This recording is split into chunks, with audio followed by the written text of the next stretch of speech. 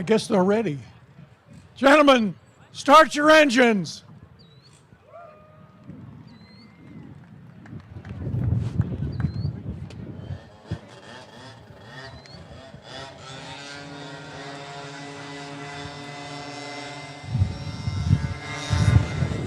And now we're gonna go back down the stairs. Or we can watch up here if you'd like.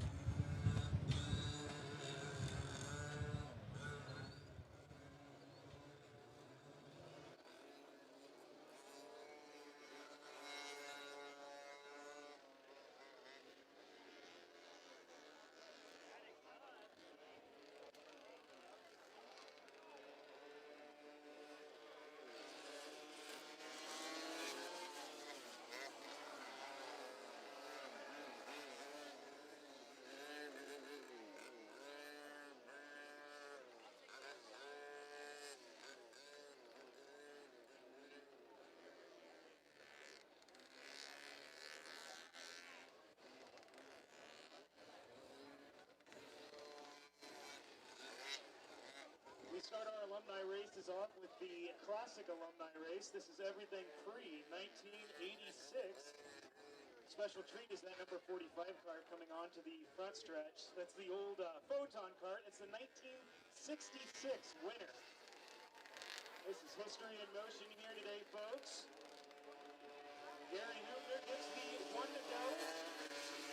Well, field currently led by the number 3 of Dustin Smith, followed by the 12 of Scott Carestes, John Shoemaker, and the 13, Dave Furman, and the 32, the 62 of Dean Didion, and Al Brittingham as well.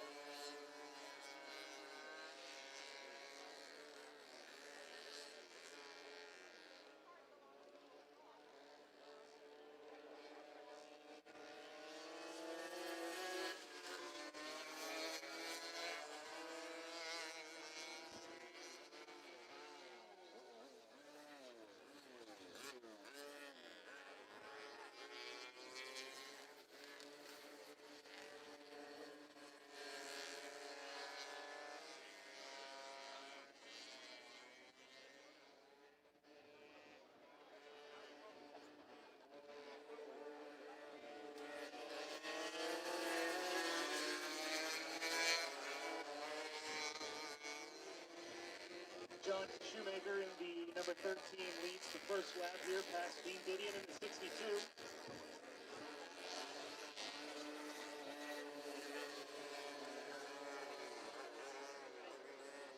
A lot of these carts look extremely different than the modern day carts we see in the main event later today, and the Yamaha alumni race as well. Many of these carts were built from scratch. A lot of different engine configurations and chassis configurations as well.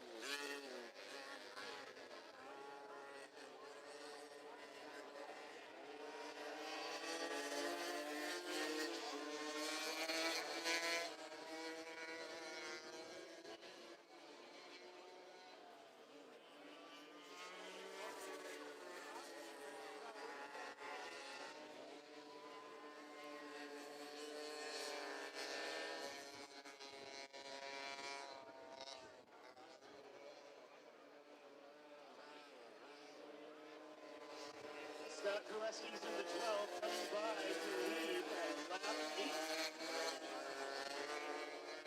Daring pass around John Shoemaker.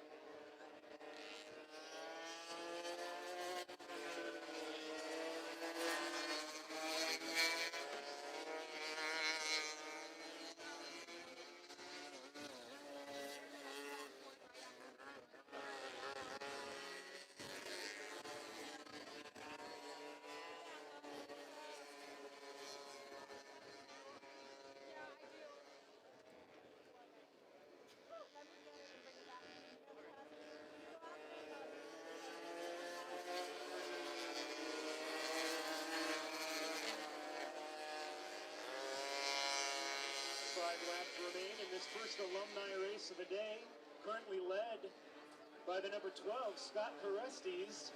That number 12 cart, built that from 1971. Being chased down currently by John Shoemaker and Dean Didion, 13 and 62 respectively.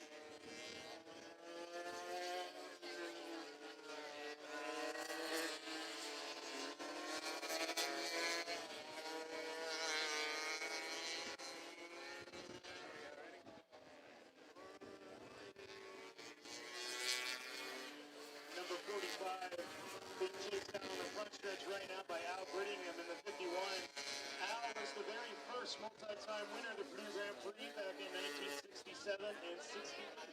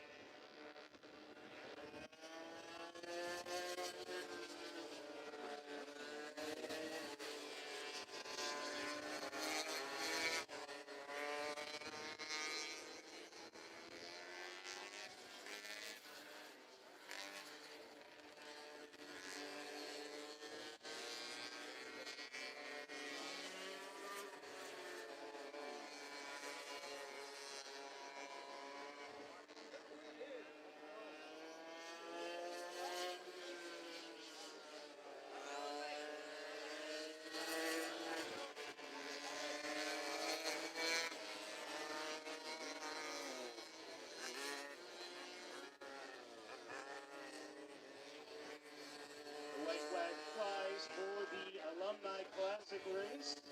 A first of two alumni races today.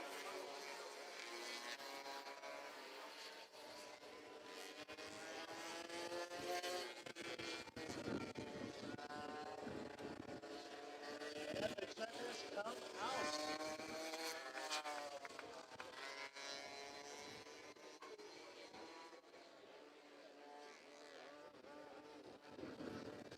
Steve Furman crossing the finish line is the number 32.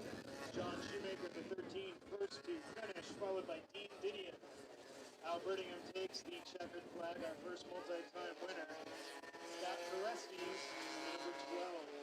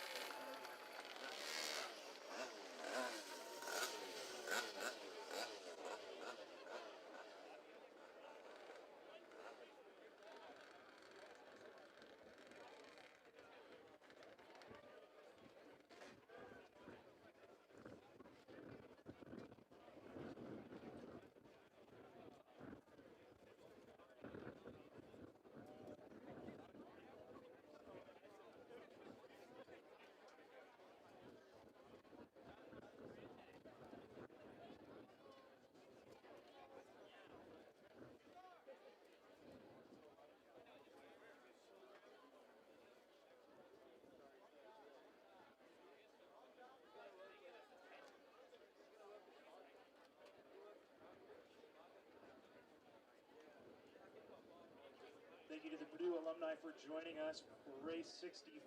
We want to thank some of our sponsors for this year's Great College Race. Title sponsor is Aptiv, a global technology company that develops safer, greener, and more connected solutions enabling the future of mobility. Mobility has the power to change the world. We have the power to change mobility. The Purdue for Life Foundation. Stay connected, get involved, and give back with the Purdue for Life Foundation, your lifelong link to Purdue and proud sponsor of the 2022 Purdue Grand Prix. Visit PurdueForLife.org to take your next giant leap as a Boilermaker. Borg Warner. At Borg Warner, we are building our future and the future of e-mobility with the world's top talent. Driven by a 130-year history of innovation and excellence, we're designing and manufacturing leading-edge systems that will define the way we move forward. Your skills will ensure we can. Learn more at BorgWarner.com.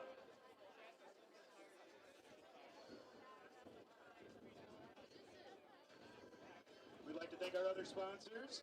This is Purdue, Protect Purdue, Purdue Grand Prix Alumni Organization, Aspire, the Indianapolis Motor Speedway, Lafayette City Bus, Caterpillar, and Bex.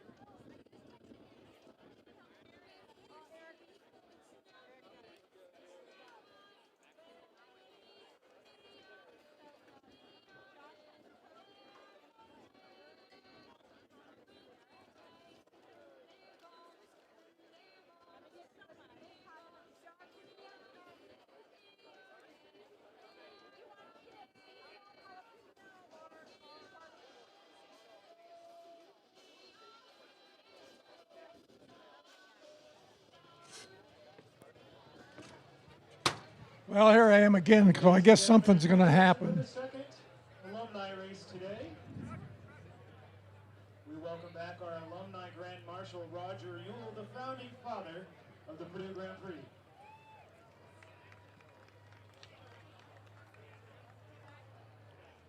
Gentlemen, start your engines.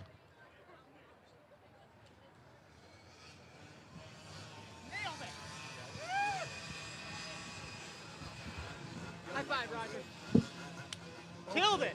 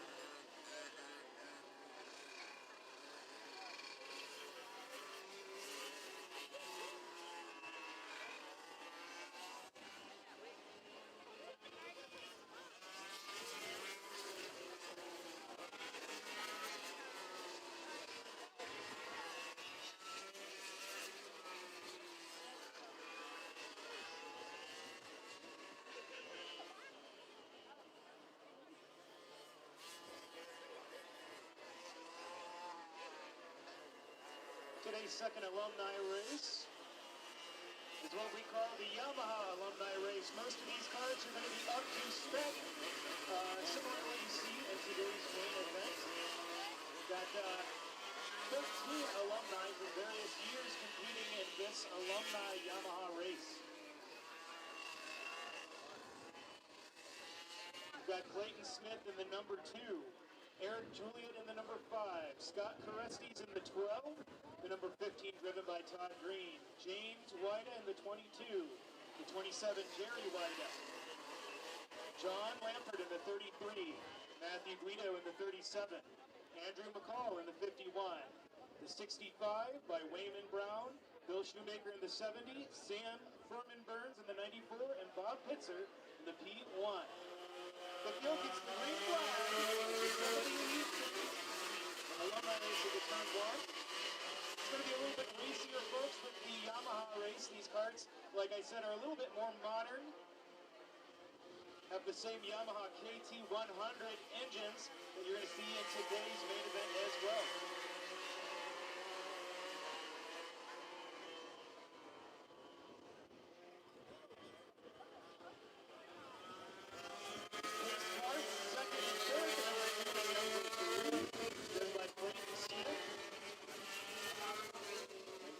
Smith.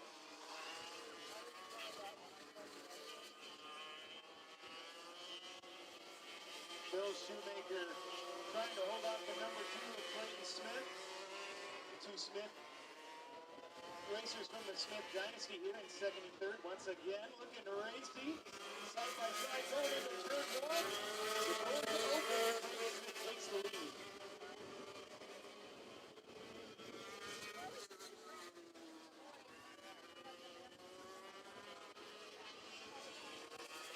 Bill Shoemaker keeps Dustin Smith out of second for now. It's a Smith sandwich for 1, 2, and 3 with Clayton Smith, Bill Shoemaker, and Dustin Smith, followed by the 22, James Wida.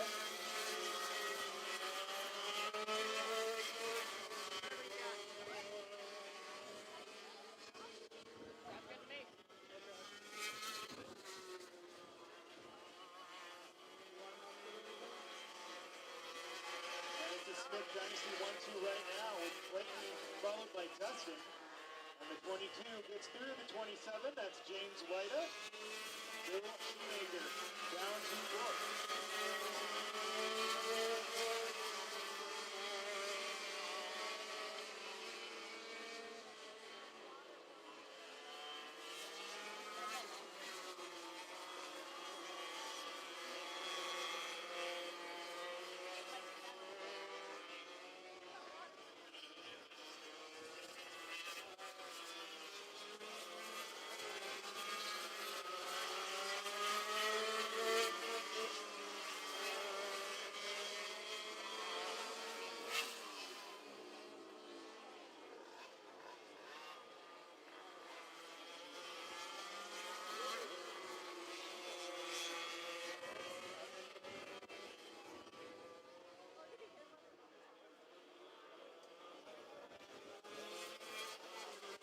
laps complete here. The Yamaha race, the alumni racing car. Purdue Grand Prix 65. Clayton Smith leading, coming out of turn 2. Leading into the long sweeping right-hander, turn 3. Dustin Smith, defensive in second position, being hunted down by James White in third. And it's a gaggle of cars as they enter turn 4. Coming back onto the front stretch, led by the 33.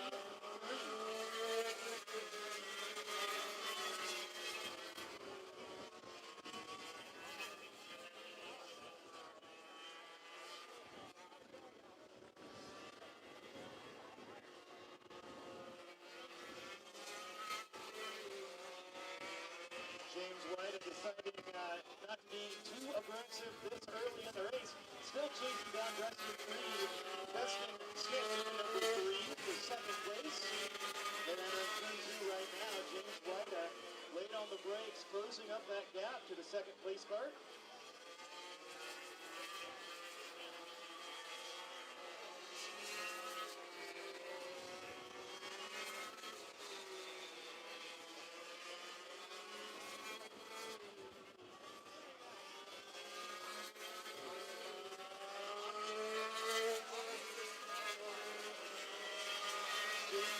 To look to the inside in turn 2. The cars are side by side. He completes the pass on the exit.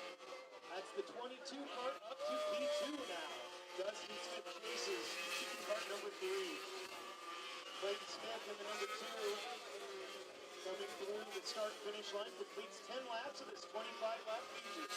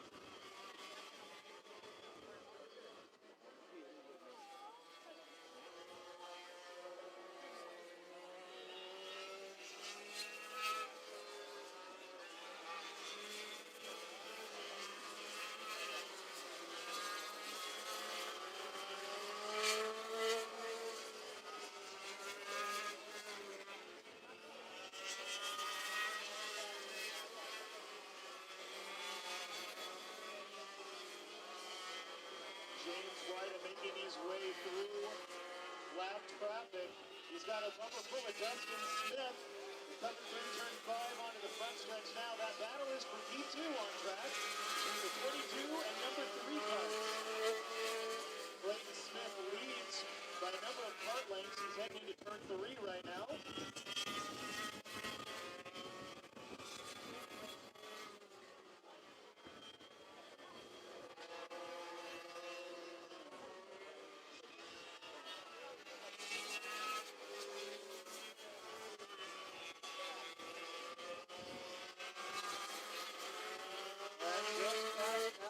Again, that's Clayton Smith, James White, and Dustin Smith, your top 3, followed by John Lampert, Bill Shoemaker, Scott Koreskis, Andrew McCall, Jerry White, Eric Julian, and Sam Furman Burns rounding out your top 10.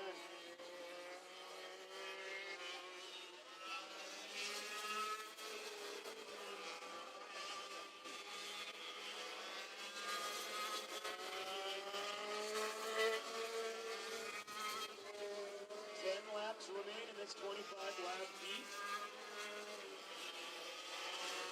Battle for P2 is not letting up quite yet. Dustin Smith still all over the back of James White.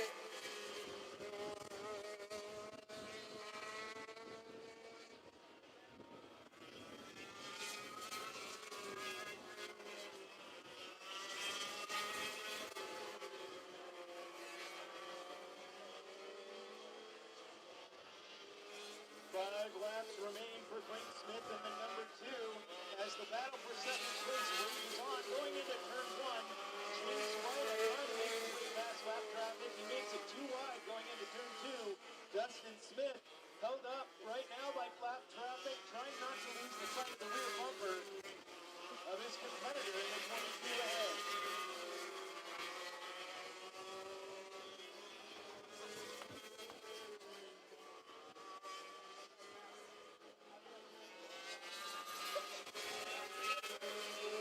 James Ryder getting a little bit of a reprieve from Dustin Smith.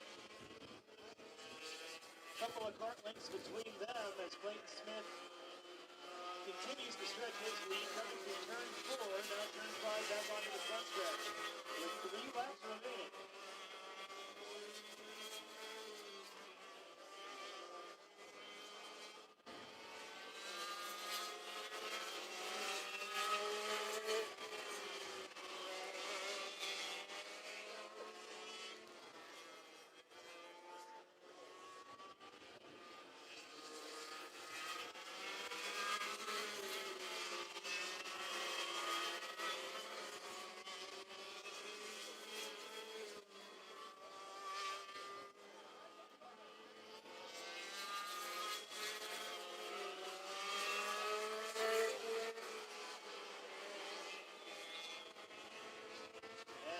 Kart off in the twisties between turn 2 and turn 3. Jerry White at the 27. The white flag waves for our race leader Clayton Smith. Dustin Smith not willing to let the 22 get away. He's going to try to make a final run for that P2 spot.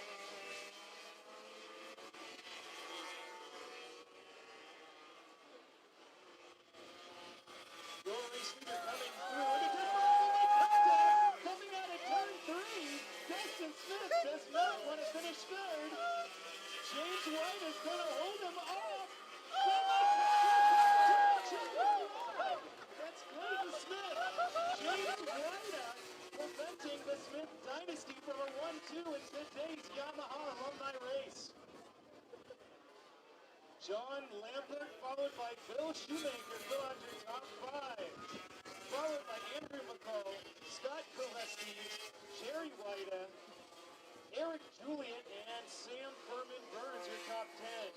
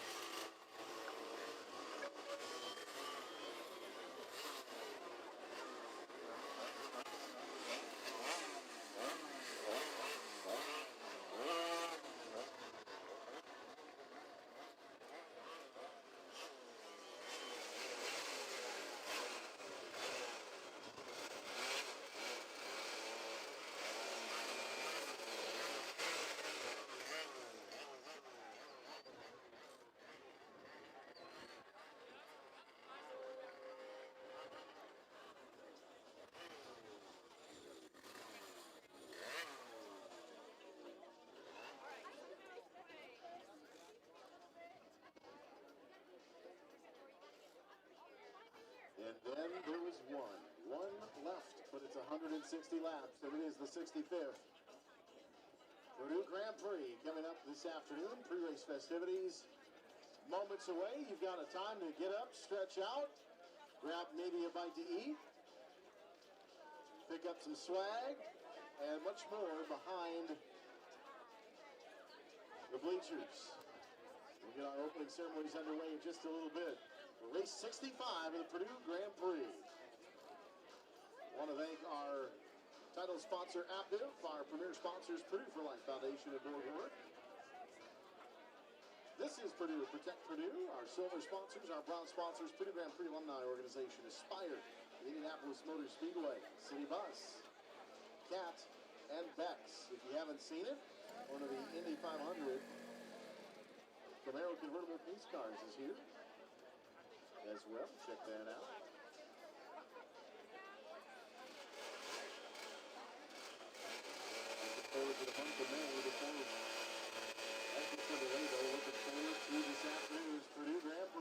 65. Our opening festivities about a half an hour away.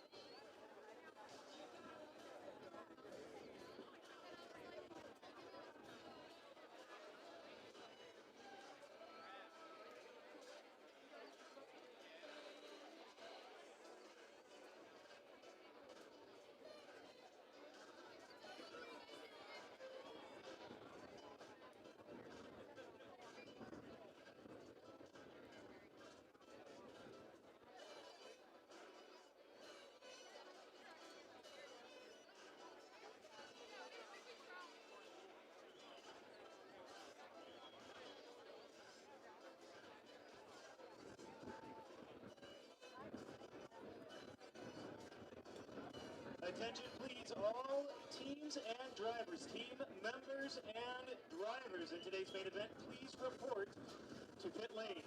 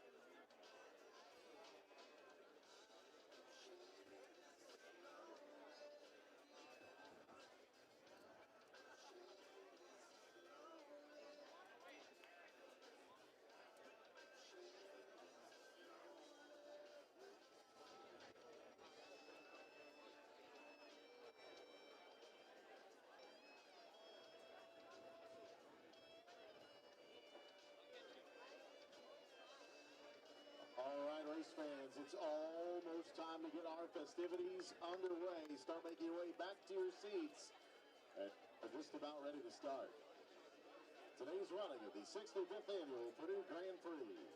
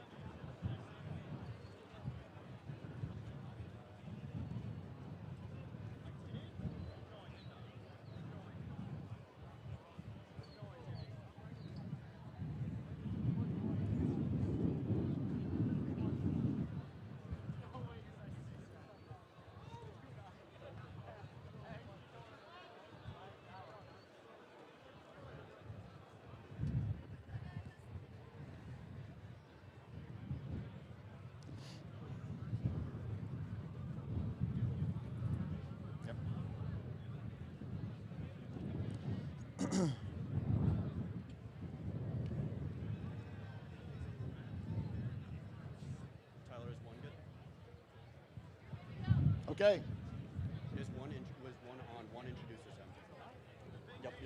Ladies and gentlemen, please welcome Jay Akeridge, Purdue University Provost and Executive Vice President for Academic Affairs and Diversity, and your Grand Marshal for Race 65. Hey, good afternoon, Boilermakers. What a fantastic crowd. Welcome to the 65th Purdue University Grand Prix. Great to be with you today. First item of business, big shout out to the Grand Prix Weather Committee for flat nailing it today. So what a perfect day for this race. Hey, this is one of our most important Purdue traditions with a focus on students, supporting students and raising funds for scholarships. My family's got a little bit of experience with this, the importance of race and how important it is.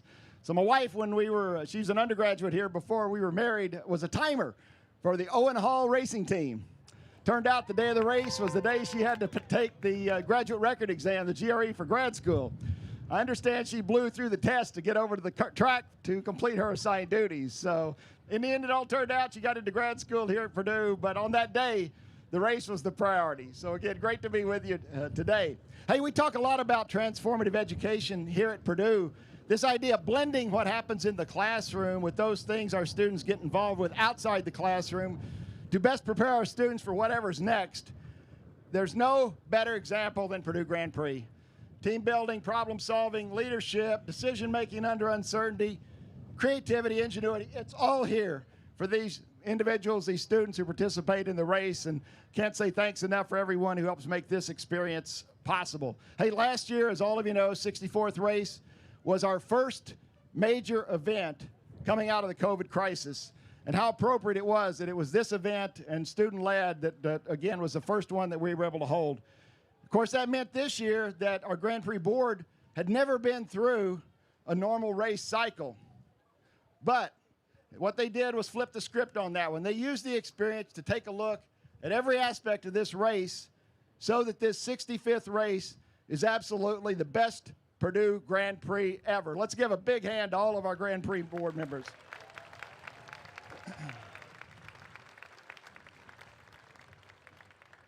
So congratulations and thanks to each and every person who made today possible. To our drivers, we wish each of you a safe and exciting race. Boiler up and hail Purdue.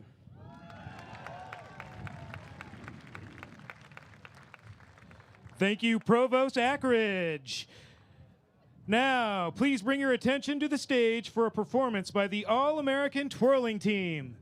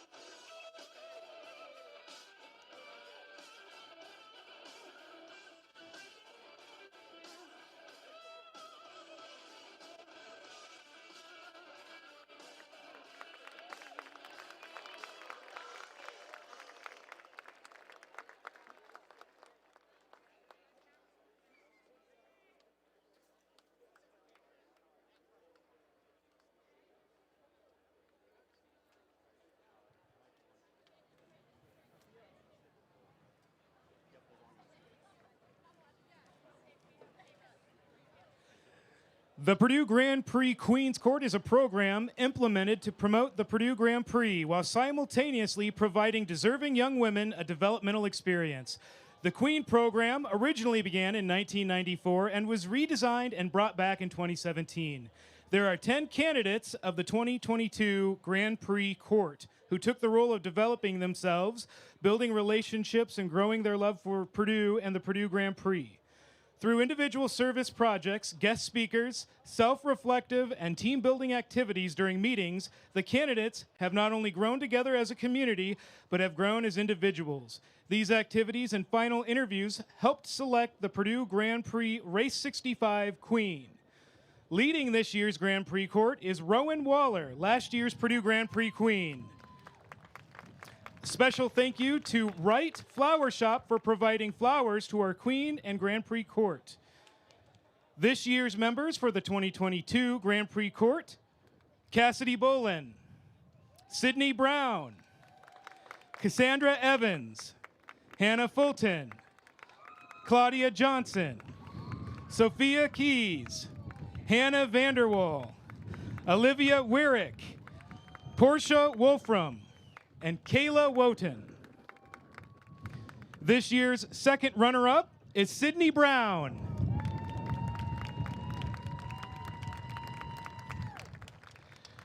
The first runner-up for Purdue Grand Prix Queen is Cassandra Evans.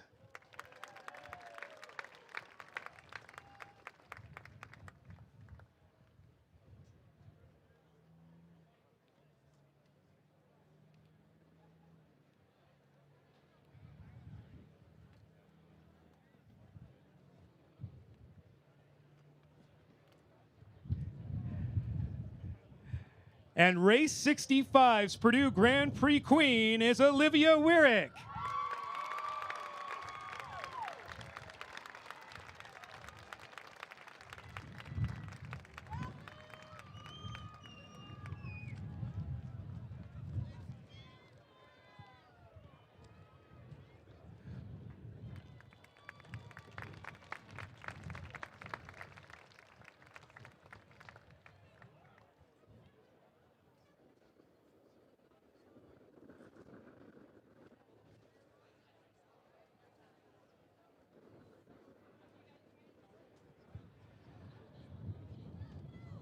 Students helping students is the Purdue Grand Prix Foundation's motto.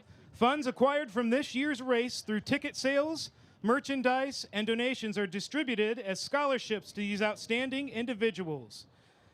This year, the foundation awarded 10 recipients of total of $8,500. This year's recipients are Grant Allen, Brianna Lowry, Caitlin Carlson, Ethan Charles Buck, Catherine Davis, Brinley Walters, Kayla Snedalf, Taylor Schleinkoffer, Julia Hazeman, and Chris Gupta. Congratulations to this year's scholarship recipients.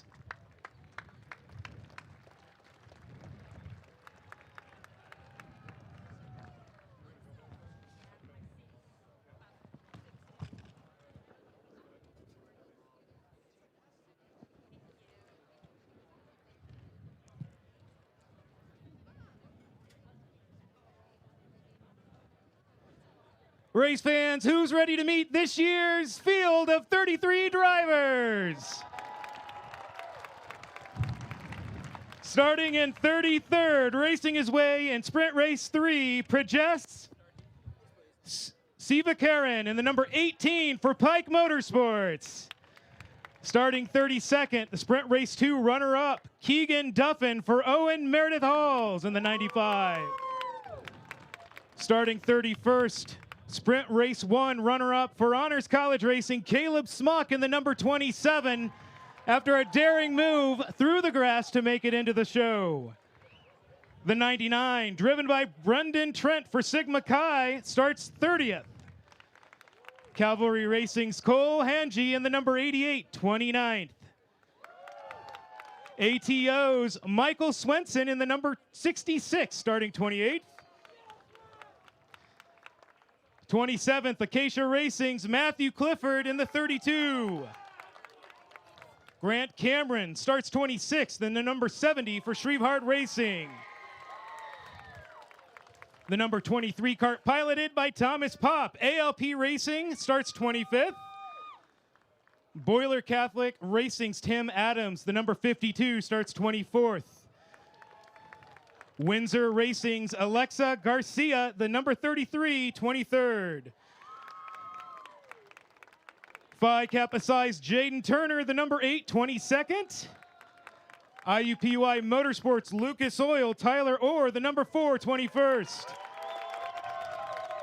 Pi Kappa Phi's Calvin Whetstone, the number 22, starts 20th. How about Hilltop Racing, number 48, Jacob Emerson, 19th. McCutcheon GP, Nick Gutierrez, the 77, starts 18th. Honor College Racing Crew, Bruno Navarese in the 17, starts 17th. Shrevehart Racing's Trevor Lewis, the number 14, is 16th.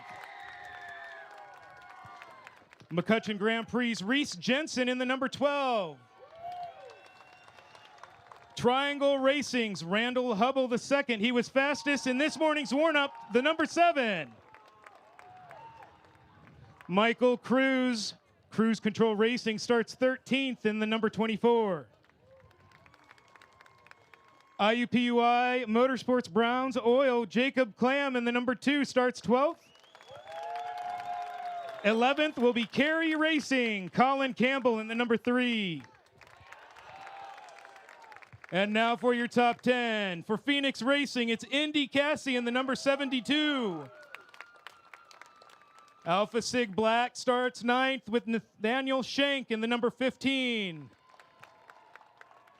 The number 44 cart piloted by Olivia Ridling. Purdue Society of Women Engineers starts 8th. Caleb Smith for Team Smith in the number 19 starts 7th. 6th is Kappa Sigma's Raif Shah. He was fastest in the evens warm-up this morning in the 96. Starting your top 5 is the other Kerry Racing cart, Alex Augustine in the 86. Phi Delta Theta Racing's James Geist in the number 6 starts 4th. And your top 3, Phi Gamma Delta's Caden Taylor in the number 64, our top qualifying rookie this year. Cavalry Racing's Jacob Petticord, our defending champion, running the number 1 this year, starts outside pole. And it's Alexander Kardashian with a new track record, 25.187 for Jimmy Simpson Racing. The number 55 starts from the pole.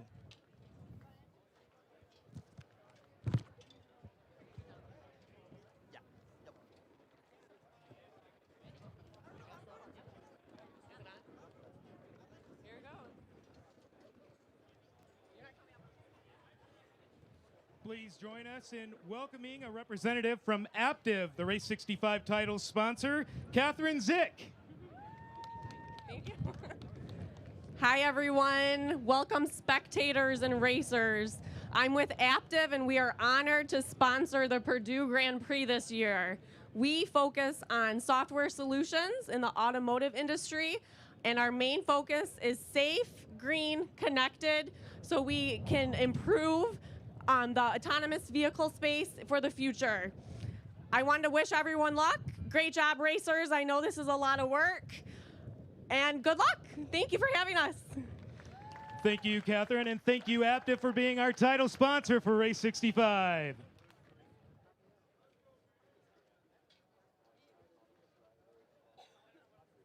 And now for a special presentation with Roger Ewell, our Grand Marshal from the alumni races.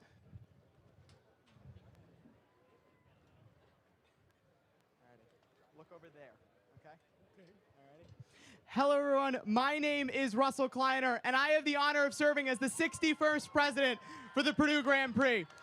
But 60 years ago, the first president was first titled, and that man is Roger Ewell. He stands with me on this bridge. This wasn't the track he first raced at, but this is the one 65 years later he will we will be experiencing this. He's come every year for the last 5 anniversary races or so, and we are so honored to be here, and it is my honor to present him with what we're calling the Founder's Jacket, admiring him for his dedication and service to Purdue and to the tradition that we all now love. To all the spectators that have come out, thank you, and none of this would be possible without Roger. So, a round of applause, please, for him while I give him the jacket.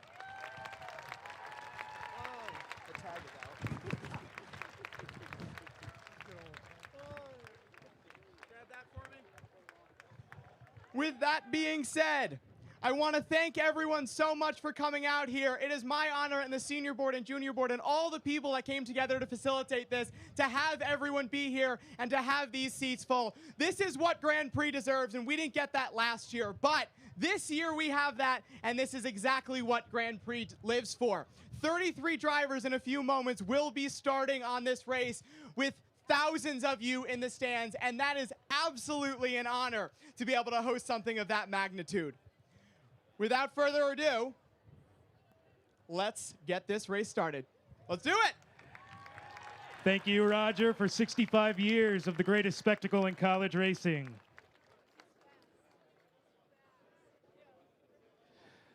Please welcome the Purdue ROTC to present our nation's colors.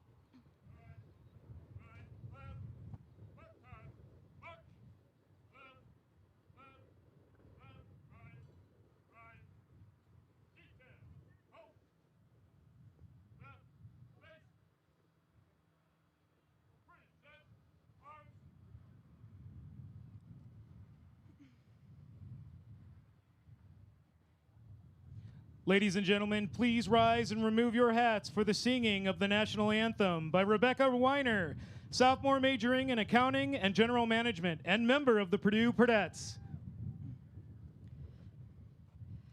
Oh, say, can you see by the dawn's early light what so proudly we hailed at the twilight's last gleaming, whose broad stripes and bright stars through the perilous fight o'er the ramparts we watched were so gallantly streaming, and the rocket's red glare, the bombs bursting in air, gave proof through the night that our flag was still there.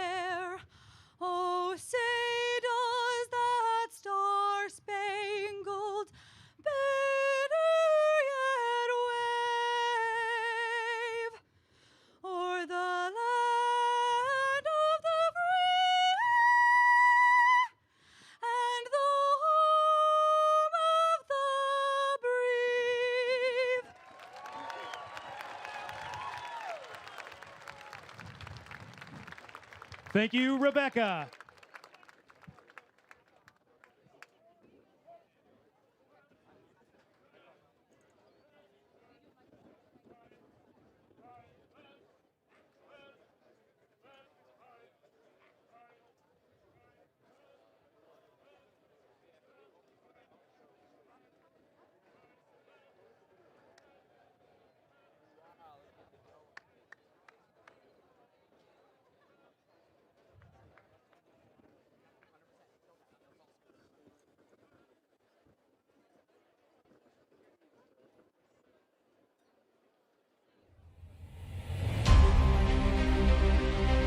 Hello everyone, my name is Russell Kleiner and I have had the honor of serving as the 65th president for the Purdue Grand Prix Foundation.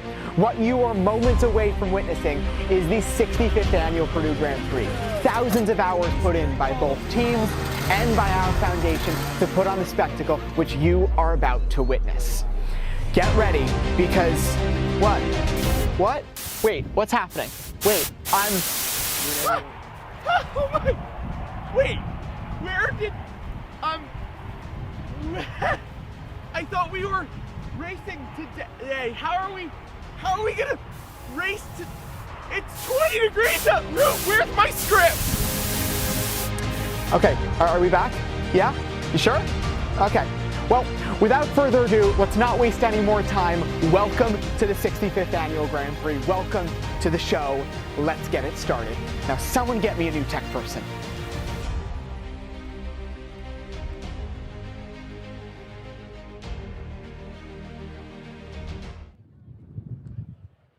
Drivers, start your engines.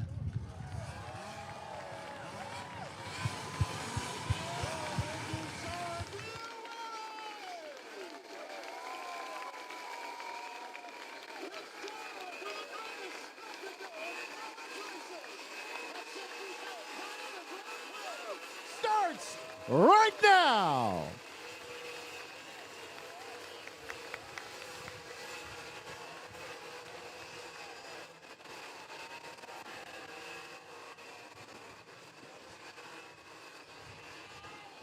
$33 cards, 160 laps to find out who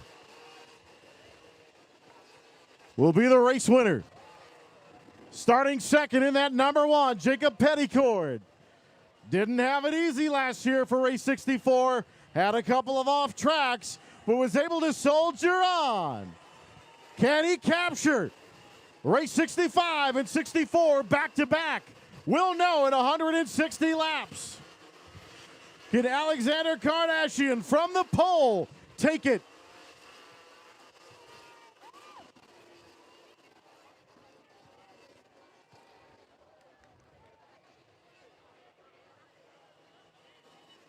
Wabash pace card. Dustin Smith behind the wheel.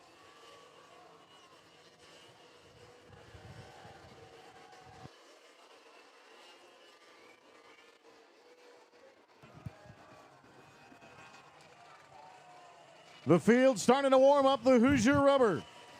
Going green next time by, says Gary Hubner. Problems for the Calvary 88. At the start here, teammate to your front row starter and defending race winner.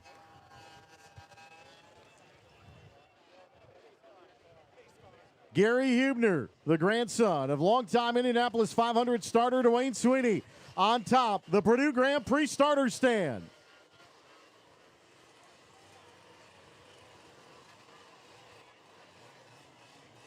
Boilermakers, are you ready?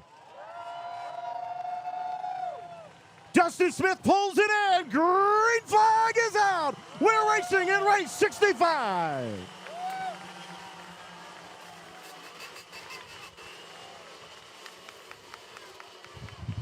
Green Flag Racing. I will be commentating for the live stream. This is Kyle Kaiser, and I'm joined by Liz Van Ostenberg. She'll be here. She is a former alumni at Purdue and former commentator of the 2016 race. Hey guys, yeah, it's great to be here with Kyle Kaiser and just Green Flag. Kyle, can you talk through what would be going through your mind right now if you were on the track? It's an exciting moment at Purdue. Well, we're off to an exciting start here. We got 1 and 2 leading here, and it's very close racing. I think right now it's 160 laps. You just got to keep your head about you and try to keep it on the track early on. We got a lot of racing ahead.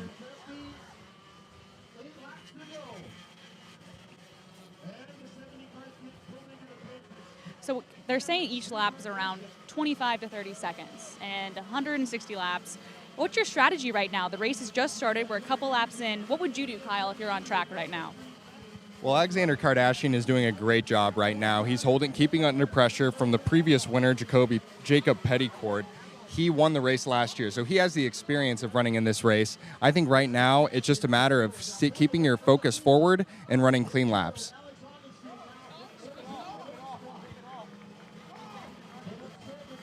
Looks like we have an issue further back. Saw a little bit of contact there. I believe that was a number 7 cart, but we'll wait to see if we can get a different camera angle.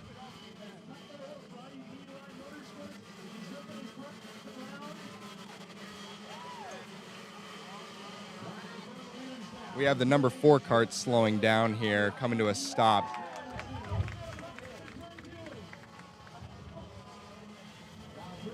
Oh, wow, we got 3 or 4 carts that came together, so this is probably going to bring out a yellow flag, I would imagine. We got cart 23, it looks like. They are trying to get that cart out of position there. It looks like they are tangled up quite a lot, so we'll see if they can get them moving here. Which is just devastating. All these teams work countless hours working together, and it looks like that a yellow is brought out. So we hope that they'll have a chance to get back on there quick as he slams his hands on the steering wheel. Devastating for the number 48 and 23. Yeah, it looks like the number 48, that's Jacob Emerson, who is, it looks like he's caught up with cart number 23, so that is a shame. Looks like cart number 4 that was coming to a stop earlier has got back rolling, but number 48 is getting out of the car right now. See if they can get those carts detached. It looks like they're stuck together. I don't think I've ever seen this before, where 2 cars are tangled together. Kyle, have you? I honestly have not seen anything like this before, and let me just say, this is such an exciting event and an honor to be here to commentate. We have beautiful weather today. It's a little bit windy, but couldn't ask for better racing conditions as we see the replay here. Looks like 33 got caught up, but hopefully they can get those carts detached and they can keep driving, but that is going to be a tough one to pull apart. We didn't see the video there, but it looks like Kardashian made contact, but it looks like he's still leading. They're trying to clear the track out of the way up by turn 2. But yeah, we got lots of chaos going on around the track. Which is quite exciting for us who are all at home watching, and so many fans are here at the track. I mean, this is quite a show. So Kyle, I have a question for you. If you're racing and you see 2 cars tangled in the middle of the infield, what do you do as a driver? You know, in my experience, I've never had to deal with that. Normally a yellow flag would come out, and we saw the yellow flags there. So everybody, I think it's just a matter of safety and making sure that you get through cleanly. But after all those restarts and chaos, it looks like number 55, Alex Kardashian, he's driving away with it right now. So we'll see if everybody can catch up and bring it a little bit closer. He's got a little bit of a lead, but like I said before, it's a long race. There's a lot of racing to go. And it's just incredible to see all these drivers have so much focus to continue racing hard. I mean, it's still the beginning of the race. We're only about a few minutes into the actual event, and how exciting that we're seeing this now right at the start. Do you think that people will begin to coast and get into the groove of things, or do you think it's going to get crazy continuously? I think this is going to be 160 laps of nonstop action. I think as we've seen here, this is early in the race, and people are going for it every single lap. As we see Kardashian passing some lap traffic, he is doing really well, making very strategic moves and making sure that he can just keep his lead and keep a gap from the car behind.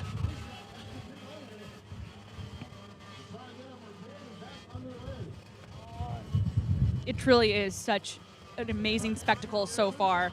Just so exciting to be here, see the electricity of the crowd around us, the fans, just so many people out here supporting this outrageously amazing race. So Kyle, what would you do right now if you were Robert Kardashian? Alex Kardashian. I believe that right now, as I've said before, he just needs to keep his calm and he's doing all the right things. He's making all the right passes. There's going to be a lot of lap traffic, as we've seen. It's chaos out there. So making smart moves at the right time is going to be important for this race.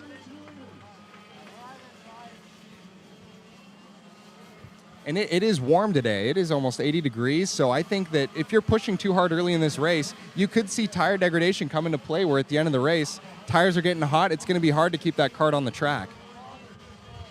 So, Kyle, can you talk a little bit more about tire degradation and how this is important for the drivers? It's not focused solely just on fuel. Yeah, and especially in go-karting, with the track temperature being very hot, the tire's grip at the beginning of the race is always going to be better than later in the race. So it's super important to not use up all the tires early on. Driving not necessarily at 100% early allows you to have more tire life near the end of the race. It's not always the most important thing, especially if it's cooler conditions, because then you'll have more tire life. But when the track temperature is hot, it's going to be really challenging to not let the tires lose grip throughout the race.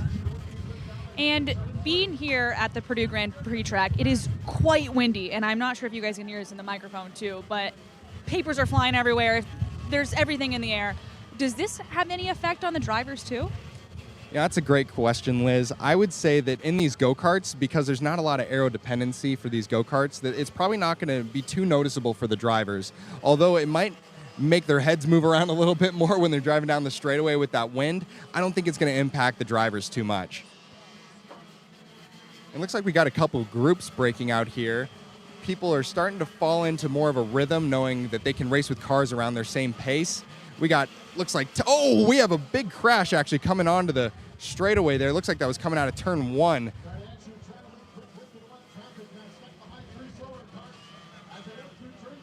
I didn't see exactly who that was, but that was a pretty big impact coming out of that turn number 1. Some of the bales are coming out actually onto the racetrack, so hopefully they can get those moved out of the way.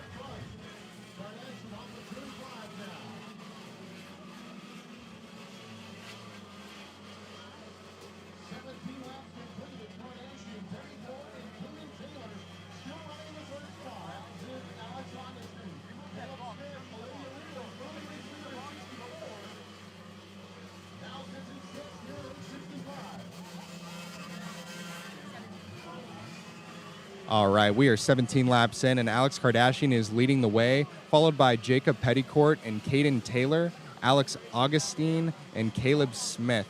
There's the top 5 right there, and then 6 through 10, we have Olivia Riedling, Nathaniel Schenk, Colin Campbell, Michael Cruz, and Indy Cassie. That rounds out the top 10 for us.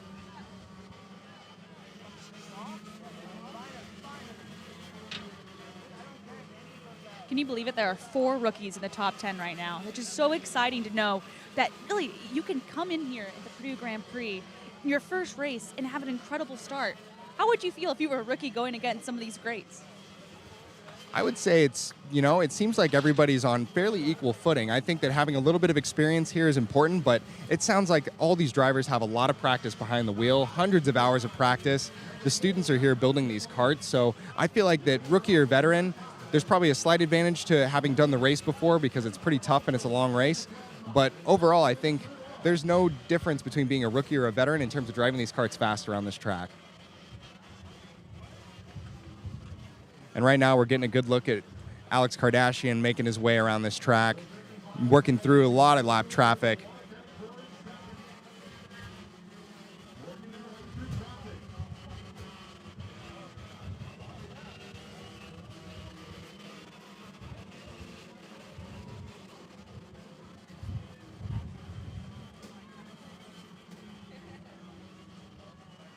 Now we're getting a look at Jacob Petticourt in the kart number 1. He's trying to find his way through the traffic here, trying to catch up to Alex Kardashian, who's pulled about a 3-second lead now. So he's going to need to really be careful with the traffic management because it seems like he's losing touch with Alex Kardashian up front. Kyle, can you talk about what the importance of managing your tires, the car, while also having the correct pace in dealing with so much traffic? I mean, it's a short track, it's 25-second lap. What would you do in your mind going through all of this where you already had a pretty chaotic start and knowing that you need to be smooth and consistent? Just watching this, it reminds me a lot of watching an IMSA race, to be honest, where you have so many different classes, people at different speeds, and being able to manage traffic is almost as important as driving fast and managing your tires. So knowing when you can pass, where to pass, and how to execute it cleanly without putting your car at risk. whoever can do that the best is going to be the winner of this race. And even if there's a 6-second lead, it doesn't matter because you could catch traffic and have trouble getting around them, and that 6-second lead could turn into 0 seconds in no time. So I think it'll be exciting to see how this develops over time as carts start to spread out.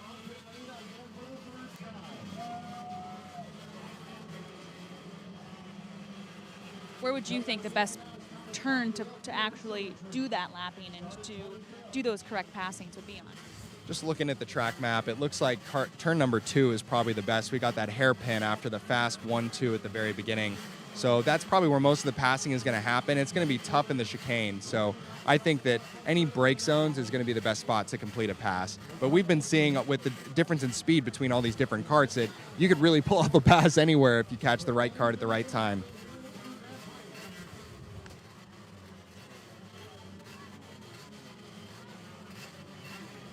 It looks like cart 48 is back and running. That was the one we saw stuck together earlier. So that's good to see that they're back out on the track.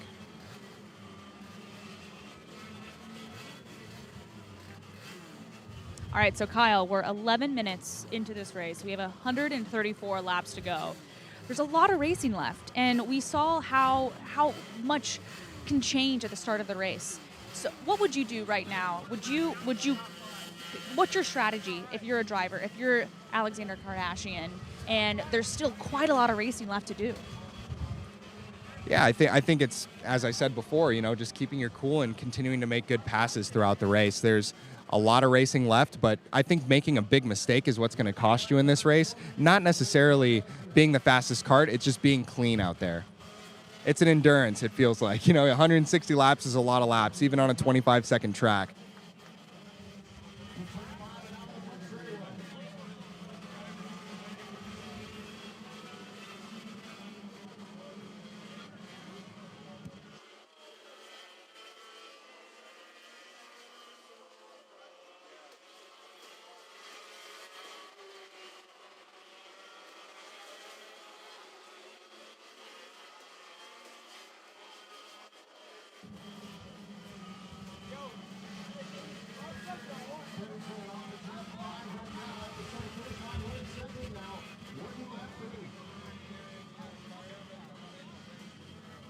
All right, there is almost 130 laps to go. That means we are about 30 laps into this race, and it has just been nonstop action watching this. This is my first year watching this race, and I got to say, it is super exciting and cool to see how intense the racing is, and there's just nonstop action. Liz, I'm going to ask you a question here. How does it feel to come back after not seeing this race for a while and being a commentator back in 2016? Would you say this reminds you of that year? Oh, it's just so exciting to be back here and to see how much has changed and how every year the Purdue Grand Prix Foundation does such a wonderful job of putting on this event. And we keep adding new experiences here. I mean, that we have these amazing food trucks and we have people coming out from all these different organizations supporting the fans. And it's just really exciting to see how many fans are out here now, how many students and people coming from Indianapolis, from all over the state of Indiana, and just to know things are back to normal here, and there's just a really exciting aura in the air. Couldn't say it better, Liz.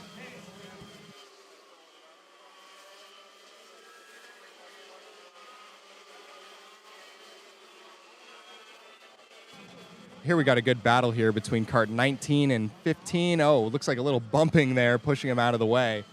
And we got a spinner up in turn 2. That's cart number 48. But he got back running pretty quickly. Just watching these carts, it looks like they're sliding around quite a lot. Just the temperature on the track is definitely affecting the grip level out there.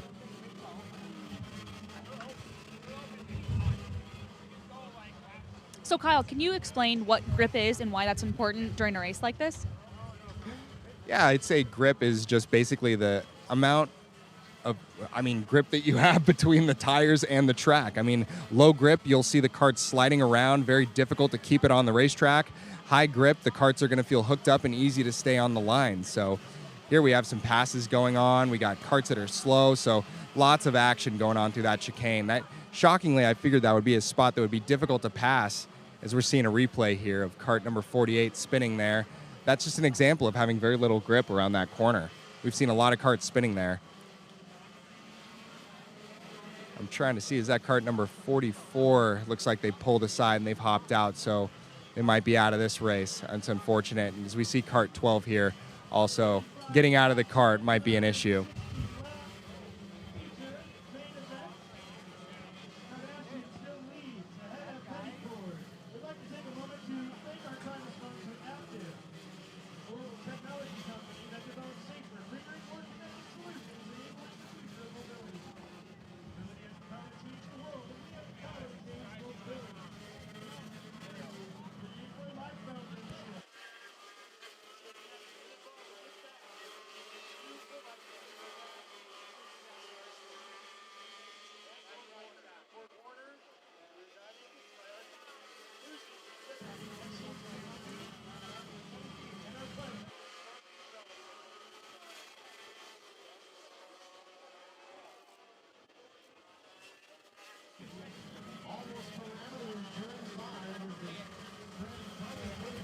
All right, we're going to take a minute to thank our title sponsor, Aptiv.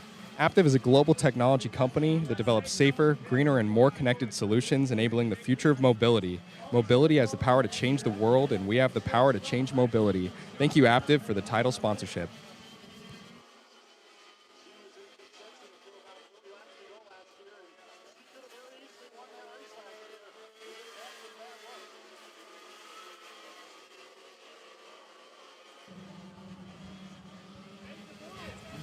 Purdue for Life Foundation is the premier sponsor of the Purdue Grand Prix. Stay connected, get involved, and give back to the Purdue for Life Foundation, your lifelong link to Purdue and a proud sponsor of the 2022 Purdue Grand Prix. Visit purdueforlife.org to take your giant leap as a Boilermaker. And look, Kyle, we have a lot going on right now. Can you explain what's going on? Looks like we had some karts being pushed into the pit lane. We got more karts that have come together. Wow, and it is challenging. These karts just seem to get stuck together like glue sometimes when they get together. Very hard to pull apart. So we got some track helpers out there trying to pull these karts off each other so that they can continue on. But all this does is really just allow Alex Kardashian to run away. As we see him here, he's got a big lead right now.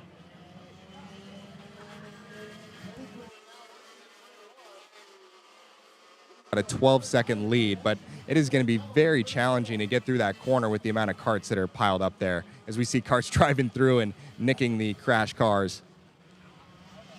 So Kyle, what's going through your head if you're number 88, stuck to another kart at one of the biggest races of your collegiate career?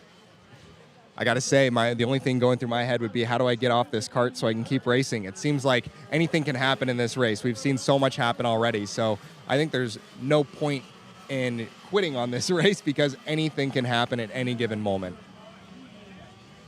And while this is all happening, Alexander Kardashian has an 11-second gap over the field, which is just crazy because on average, it takes about 25 seconds to do a lap around here. So he's almost half a lap ahead of the second position. So this is pretty crazy because lap traffic is going to play a factor in this event. I truly believe so, don't you? It's the biggest part of this event. And, as we've seen, it just takes one accident to get stuck to another kart where you lose that lead very quickly. But I am watching Alex Kardashian here on this live stream, and he is very strategically working his way through this field. He looks like a guy with experience. Looking at his bio, it looks like he's avid on iRacing, so you could see a lot of that work that he's done in iRacing coming to fruition here on this racetrack today. So Kyle, we know you've had some experience with iRacing too. Do you believe that iRacing can correlate nicely into go-karting and being successful on the racetrack? I think that a lot of the basics of racing you could definitely learn from being on iRacing, but in terms of an event like this with the go-karts, it just is going to take a lot of practice and time out on the track. But learning the fundamentals, iRacing is definitely a great way to get out there and learn.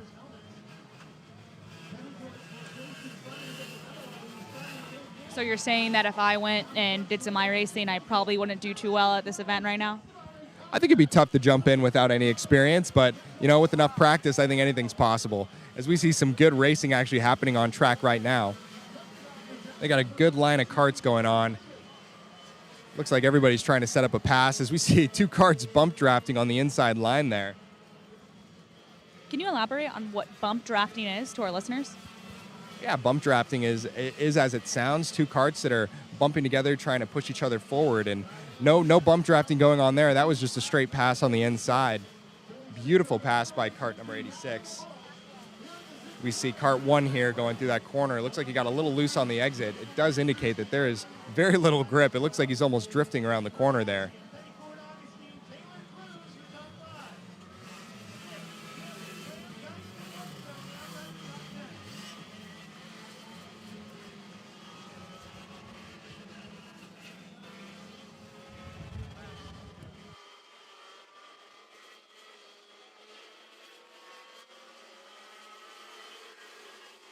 Give a quick recap of the top 10. We are still led by Alex Kardashian with quite the lead, and it's 11 seconds right now, followed by Jacob Petticord, last year's winner. Alex Augustine looks like he's moved up. He was P4, he's moved up to P3. Next in line is Caden Taylor in 4th, Michael Cruz in 5th. 6th place is Caleb Smith, 7th place is Colin Campbell, 8th place is Jacob Clam, 9th place is James Geist, and 10th is Calvin Whetstone. Got another crash here in turn 2. That seems to be where a lot of the accidents are happening today, Liz. Do you recall anything about turn 2 being a difficult corner or seeing a lot of accidents there in the past? You know, I can't recall if that turn 2 was this crazy and chaotic. I do know that there were, obviously, when cars get jumbled together and you have the lap traffic, that you will have collisions like that. But I wonder if it's just a combination of the heat and the wind, and you have quite a few rookies in here too, which is going to play a factor against the experienced guys. For sure, you could tell, you could see the experience in the way the veterans drive, where they know that it's a long race, they're staying out of trouble. Keeping it clean is definitely the way to go, but turn 2 just looks extremely slick to me. It looks like almost there's oil on the track, because when they're getting in there, I'm seeing the cart get sideways. I'm seeing people really fight to keep the carts on the track. As we get a good look here at Alex Kardashian.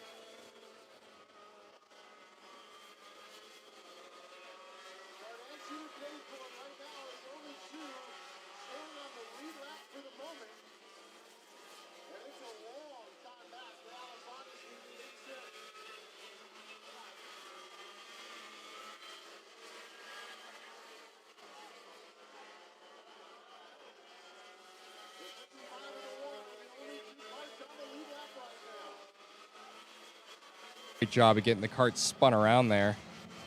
That is Caden Taylor. I believe he was actually running higher up, so he's going to lose some positions there. He was running in 4th place. So he was good to get the car spun around so he could keep it going.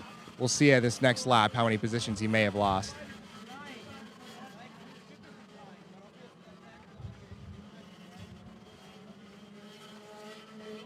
Oh, getting a replay here. Looks like there was a little bit of contact. Just with all those lap cars, it is extremely challenging, especially making a pass at a high-speed corner like that. And Caden is the highest running rookie, or at least he was, right before he had that spin. And Michael Cruz, number 24, was able to get around him safely and have one position on him. But Caden's still running very strong in 5th position, and losing two places there. What will he do now to move up through the field to get back into that 3rd spot, Kyle? It looks like he's just going to have to keep it clean and not make mistakes like he did there. Making passes on these lap cars, you need to make sure that you're making clean passes. If you're making contact with any cars, it's going to be a really long day. How important is it to make sure you're staying in your lane and you're running smooth, but you're right, you can't get too overly excited when you get around these lap car positions. How do you stay even-keeled and consistent? It's really difficult, and just looking at a lot of these carts, there's no mirrors. You have really a challenging time to see where the carts are around you, and getting that spatial awareness. Those are things that take honestly, years of practice. So I think when you see some of these rookies, it might be their first time out there with the full field of 33 cars racing together. It is very challenging to have that spatial awareness, especially with so many different karts trying to pass you pretty much anywhere on the track. As we see Alex Kardashian in the 55 making just great moves through the field. He is just having a wonderful day today. I mean, how could you not? This is a perfect day for him, don't you think? I couldn't see anybody driving better. He has made very strategic passes, running very cleanly. You see him just getting a little bit of wheel spin off the corner there. This is just a fantastic day for Alex Kardashian. But it's not over. There's still 102 laps to go. We're not even halfway yet, so I'd say that anything can happen. There is last year's winner in the number 1, Jacob Petticourt. And he is being very patient, as we see. He's not trying to force any passes. He knows that if he gets caught up in any trouble, it's going to be really hard to catch up to Alex Kardashian in the number 55.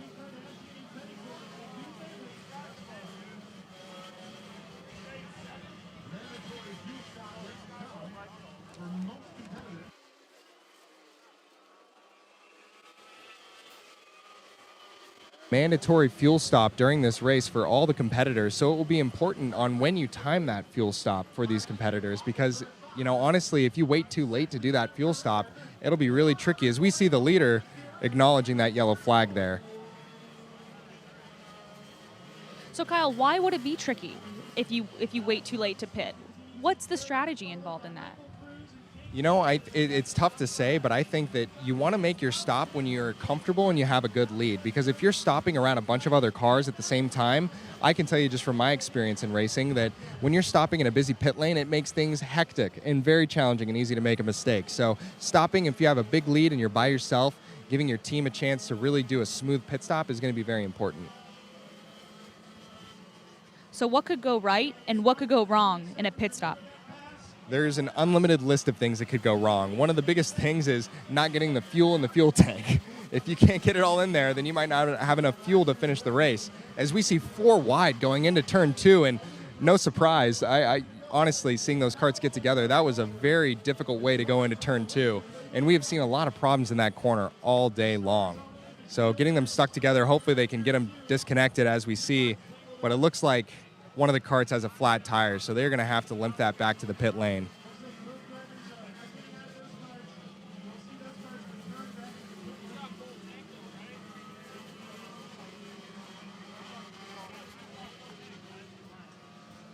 Yeah, that number 32, Matthew Clifford, had made up 12 positions in today's race. So how devastating would that be?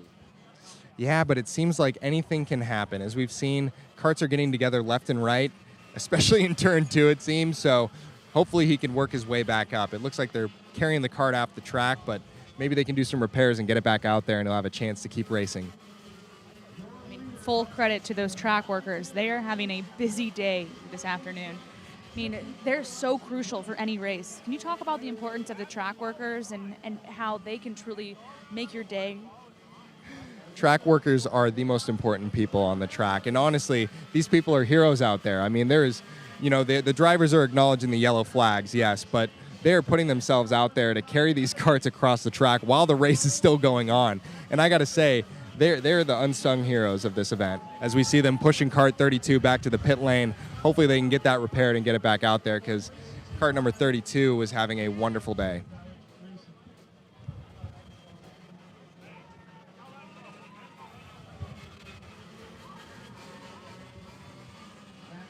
And here we got to look back at the front. We got Jacob Petticourt, number 1, running a very good line.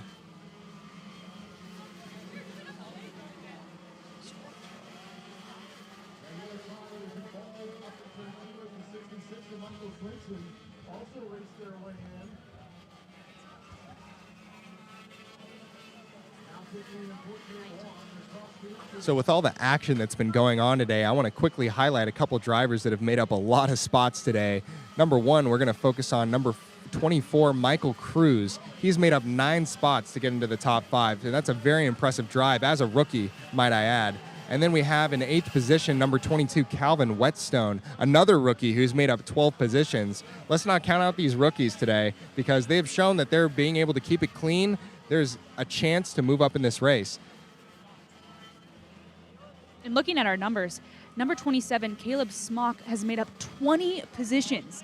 He's in 11th position. So he came into this race, qualified today in the sprint race to make it into the field. And look at that. He's already made up 20 positions. He's also a rookie. And like we said before, anything can truly happen. How exciting for him. That is super exciting. And I think how fun is it the way that they do this, where the top 27 carts qualify, and then they do 3 sprint races to get those final 6 positions. So that's an amazing day for Caleb Smock, who before today wasn't sure if he'd even be in the race.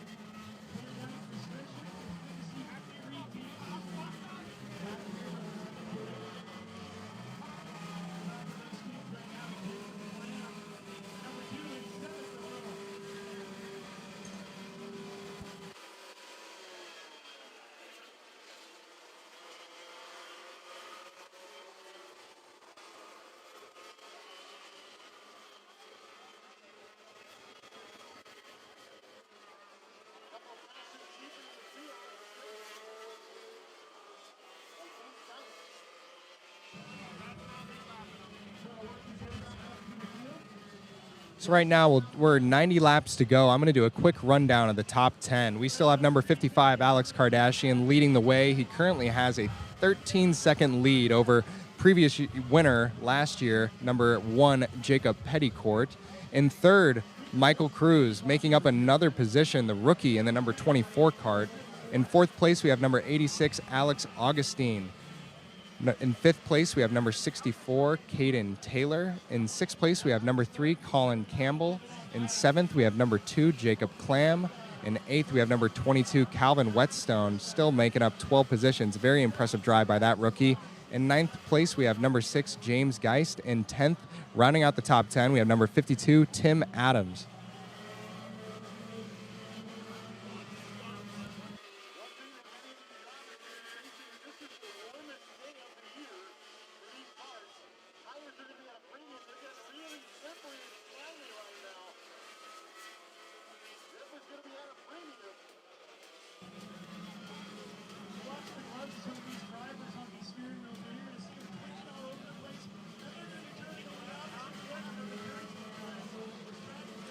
We are looking at a really good battle between number 24 and number 86. That is Michael Cruz and Alex Augustine, and that is the battle for third place live right now as we see him make a pass on the inside into turn 2. Excellent pass by Alex Augustine. This is veteran versus rookie. Number 86, Alex Augustine, is the veteran, and number 24, Michael Cruz, being the rookie, but they are looking like 2 veterans today. Running nose to tail. This is some really good driving.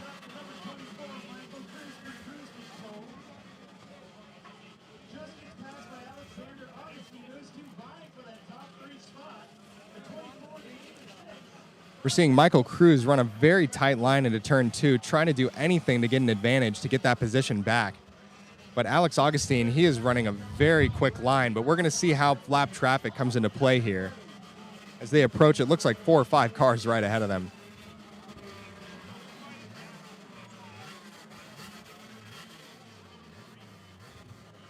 As we see Alex try to make the pass, very smart to back out there, because we know if you get into a crash, that could ruin your day. This might give a chance for Michael Cruz to get back by, as he is right on the tail of Alex Augustine.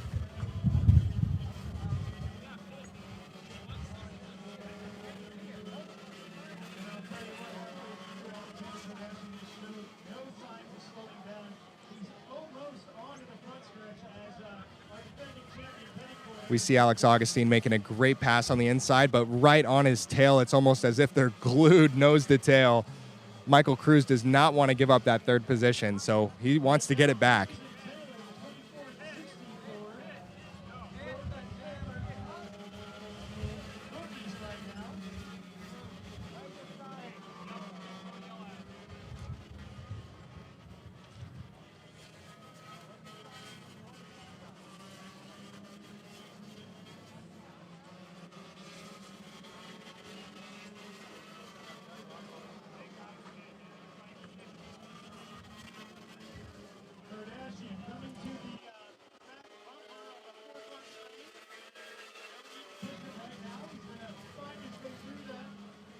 Alex Augustine setting up the pass on the inside in turn 2. That seems to be his favorite move, doing a great job getting by cleanly.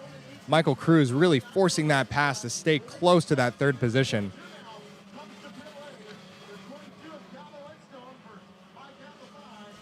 And this is the biggest gap we've seen Alex Augustine pull from Michael Cruz in the last few laps. So we've seen lap traffic definitely play a role here as we get back to Alex Kardashian, our leader, currently leading by quite a margin.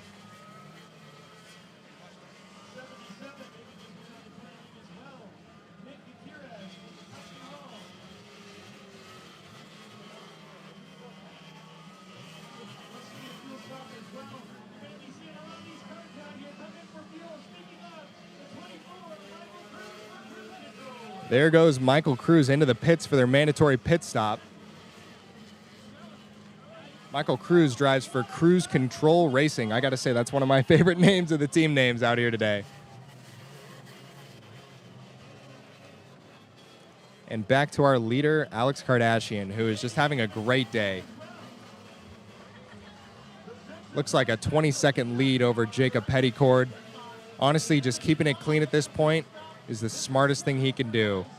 Not forcing any passes, as we see him being very patient here before going. Looks like that is Alex Augustine, so that is P3 that he is caught up to. So he almost has a full lap lead over the top 3 carts, which is very, very impressive.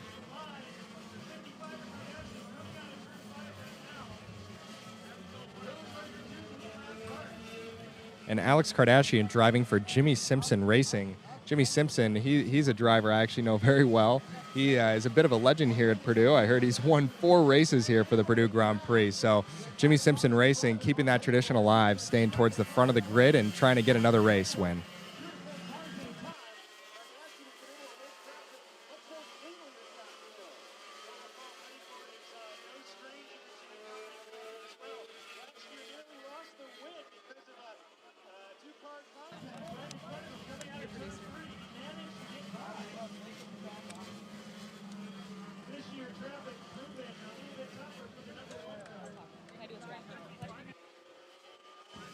All right, Kyle, we are halfway through the race. We have 76 laps to go. All right, you're Alexander Kardashian, and you're Jacob Petticorn. Tell me what's going through both of their minds and what you would do if you were both of them. Well, right now for Alex Kardashian, he has just ran a flawless race, making good passes, keeping it clean. That is the only thing that should be on his mind. I think they still need to do their pit stop, so that's probably going to be something that could throw a wrench in their plans. But as long as he keeps it clean and they have a good pit stop, it's going to be really tough to take the lead away with almost a 20-second lead over Jacob Petticord. And now if you're Jacob, with 74 laps to go now, the laps go by quick, he's going to need to start pushing and making those risky moves. Because if you don't take those risks to get through the lap traffic fast, it's going to be nearly impossible to catch up without a mistake from Alex Kardashian. But like we've seen at the start of this race, there was so much going on. There's still so much going on. Pit stops are going to be so crucial for everyone here. They are mandatory, so everyone will have to take a mandatory pit stop. They'll get some fuel. They might get some water. I mean, it's hot out here today. Kyle, can you talk about what it's like to be in a race car with minimal water and how important it is to have a pit stop and get that refreshment? Oh, and let's not talk about all the outfit that they're wearing. They got a helmet, a full racing suit. It gets very, very hot in that go-kart. So they're going to probably love to have a sip of water in the middle of the race. As we see kart 14 slowing down here, looks like he's just getting a gap. So hopefully things are okay for kart number 14. That is Trevor Lewis in the 14 kart. We see Jacob Petticord making some moves. So that's what I was talking about, making those risky passes around lap traffic in the number 1 car. Let's hope that he can keep pushing.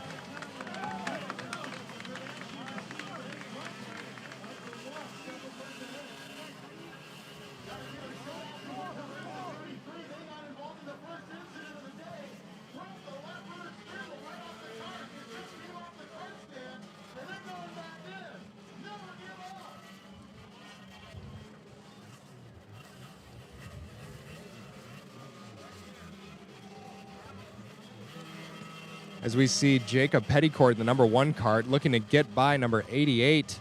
It is tricky. We're seeing he's not taking a ton of risk right now. There's 70 laps to go, so he's going to need to really make moves if he's going to want to catch up to Alex Kardashian.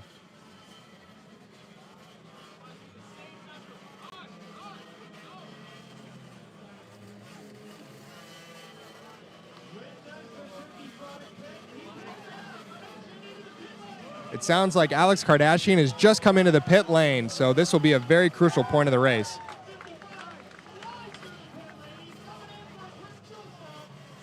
And there it is, in the pits and out. Beautiful pit stop by Alex Kardashian. And it looks like he's still maintained the lead with a pit stop. That is just great work by Alex Kardashian and his team at Jimmy Simpson Racing. Let's talk a little bit about the crew. It's not just about the drivers. These crew guys they could make or break a race, like we were saying before, how a pit stop is so crucial. And I gotta say, these guys are making beautiful pit stops. They are, as we just saw Jacob Petticourt make his pit stop, also a great stop. So it's not going to come down to the pit stop to determine who's going to win this race, which we wouldn't want to see that. And both teams did an excellent job. There's definitely a lot of pressure on those crew guys to make sure that they just do exactly what they need to do the stop cleanly, and let the drivers handle it out on the racetrack.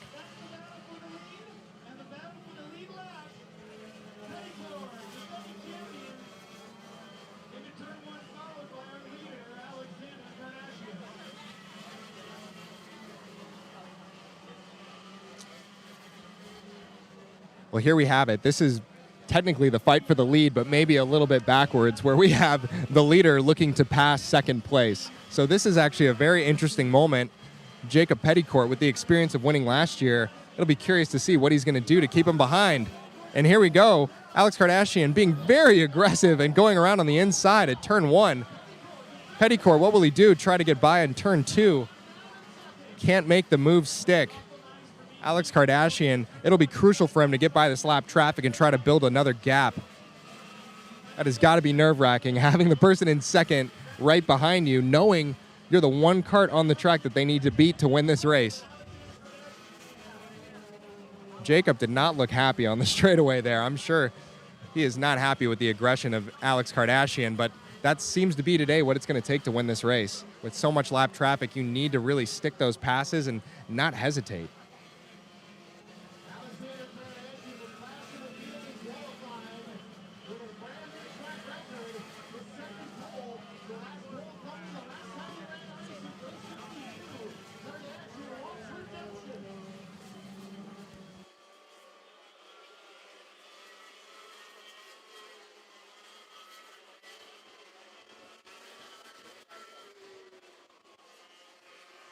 We're getting a good look at our leader, Alex Kardashian, and Jacob Petticourt trying to keep up, unable to get by kart number 64. I believe that is Caden Taylor, who actually had that spin earlier in the race, so glad to see him back out there and holding on to that top 5 position.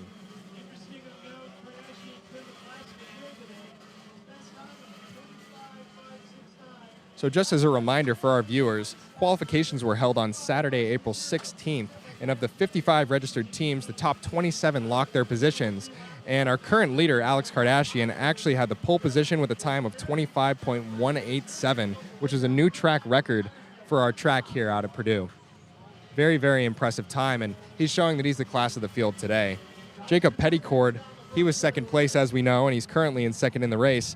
He had a time of 25.256, so less than a tenth of a second in qualifying, also breaking the previous track record. So these are two drivers that have proven to be very quick, breaking the previous track record, and just doing amazing driving today. But Alex Kardashian has really just proven to be the class of the field, really doing a great job managing traffic, running clean lines, and staying out of trouble.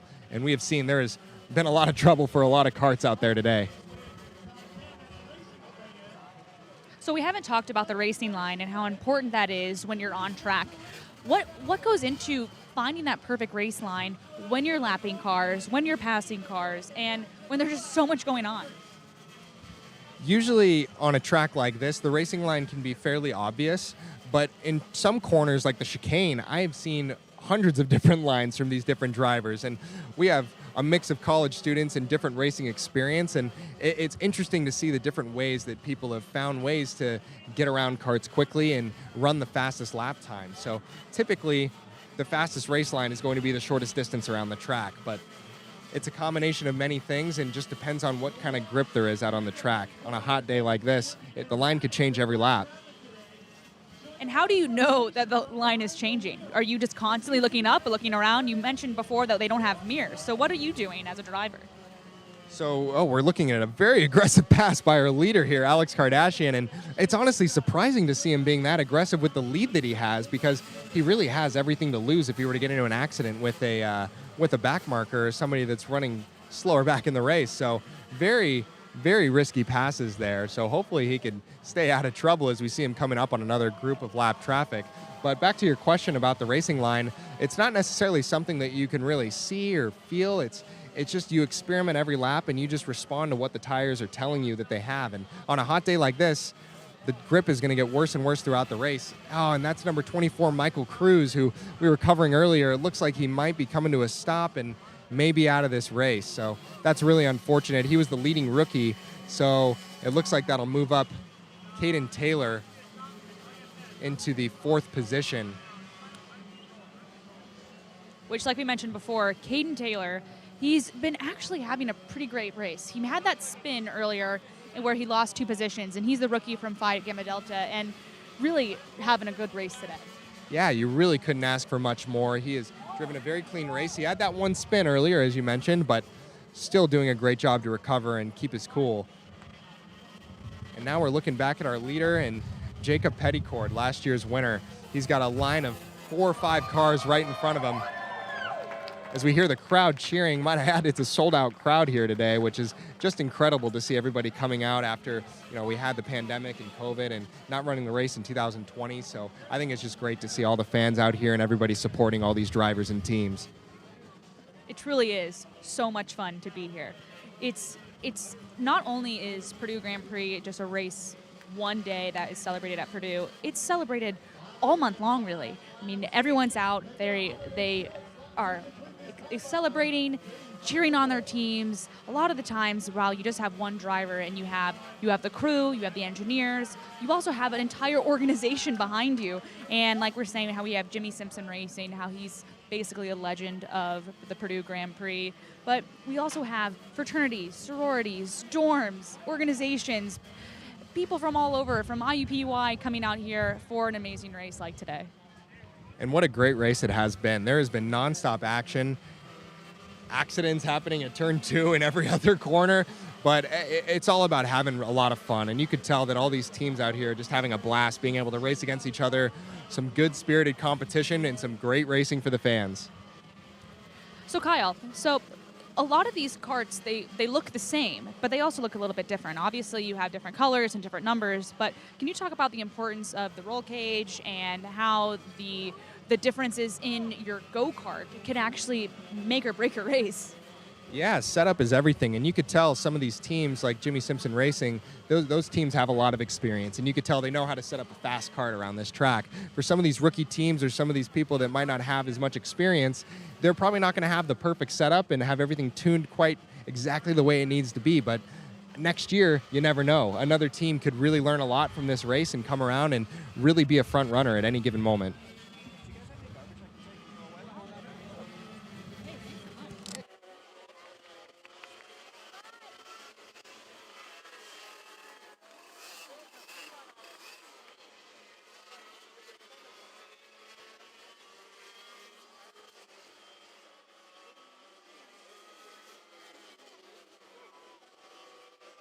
Laps to go. Still lots of racing left, but it is going to take a miracle if something is going to happen and knock out Alex Kardashian. He is just running a flawless race today.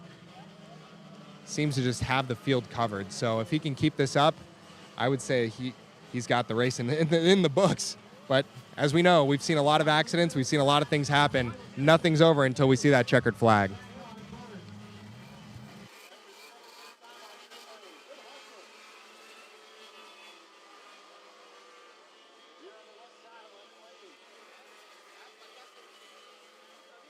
At kart number 64.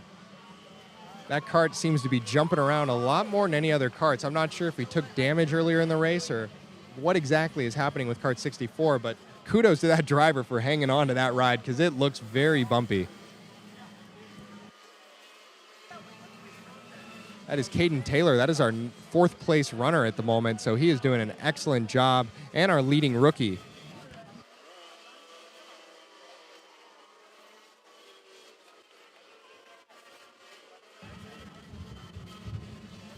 We're getting a look here at number 27, Caleb Smock. He is currently in the 8th position, doing a great job and being closely shadowed by cart number 99, who is looking to take that position away.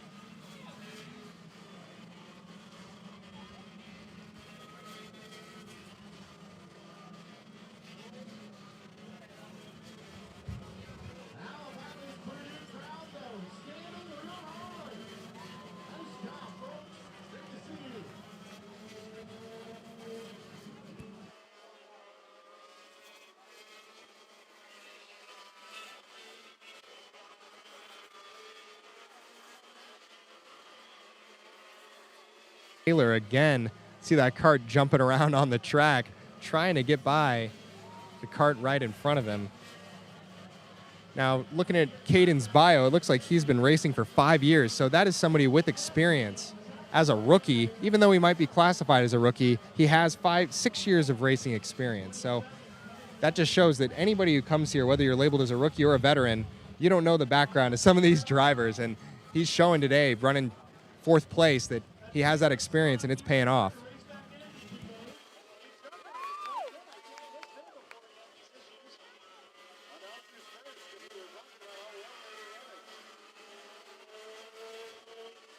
Again, he is one of the veterans, and he is currently running in the 3rd position, a little too far back from Jacob to really put on a fight, and a little far ahead of Caden Taylor. So he is running his own race right now, but this race is all about lap management.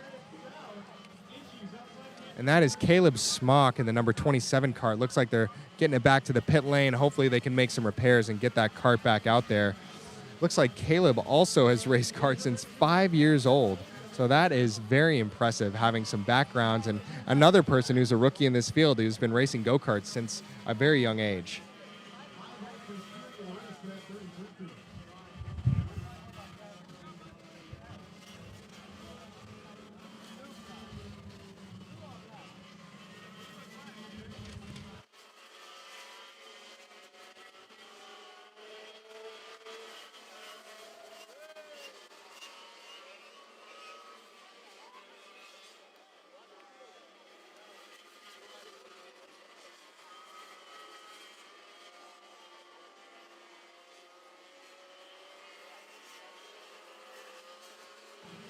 While we have 42 laps to go, there's still so much excitement left.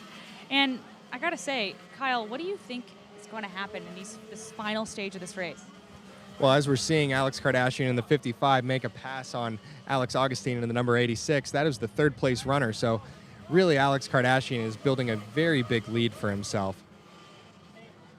I would say that it's really going to take some type of mechanical or accident for Alex Kardashian to not win this race, having 1 lap lead over the next 2 racers behind him. It is very impressive.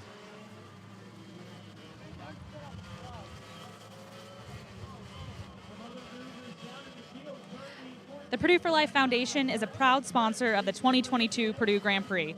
If you're interested in taking your next giant leap as a Boilermaker through meaningful engagement, lifelong learning, networking, or volunteering, Purdue for Life is the place for you.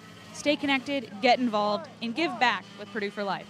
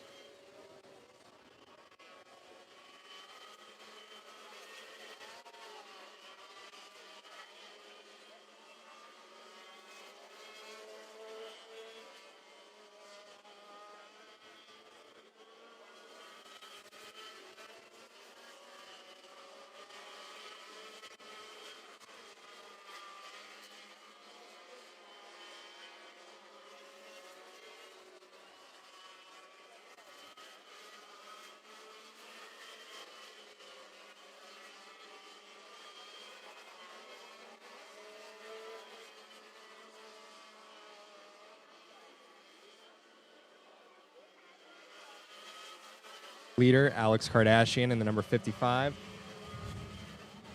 Running a very good line, coming up on some lap traffic. His favorite passing spot seems to be going into turn 1 here. He's seen him make that pass a few times.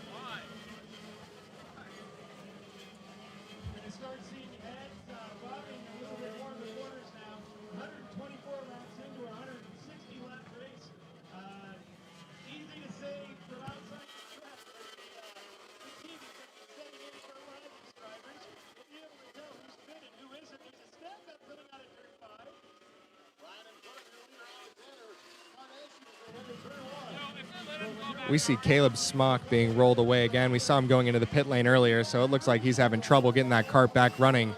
As we see our leader making more passes on lap traffic. This has really been defining the race.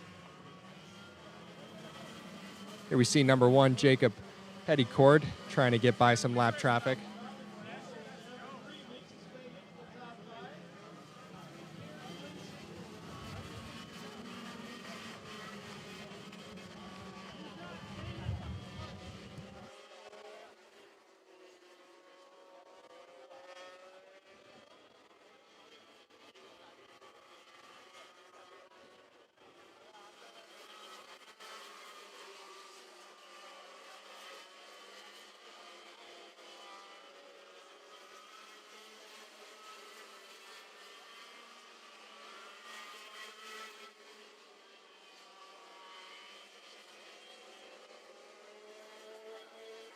Alvin Whetstone being rolled off here. He was running in the top 10, so that can't be good.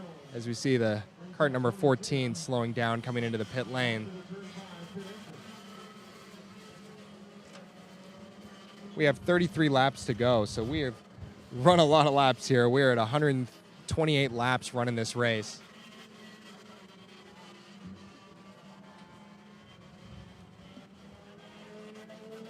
Just to give you guys all some perspective of how much of a lead Alexander Kardashian has, he is the only one on the lead lap. And what an impressive day for him.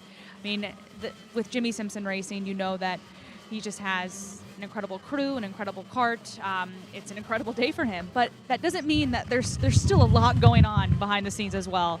And so Kyle, you're Jacob Petticord. There's 30 laps left. What's your mentality right now? Mentality is to keep running a clean race, get through the traffic quickly, and hope that something happens to the leader, because I really don't think that there's any time that you could run that is going to allow you to catch up with 30 laps to go.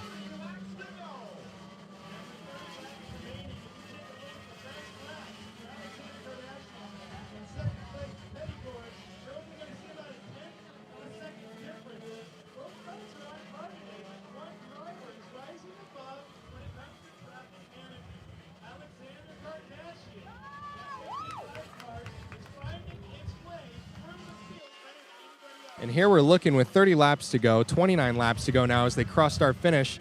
Alexander Kardashian is not holding back when it comes to making passes on this lap traffic. It is just so impressive that he is making these risky moves with such little time to go. Really the only hope for Jacob Petticord to repeat as winner from last year would be if some accident were to happen between Alexander Kardashian, but he has really just had the field covered today.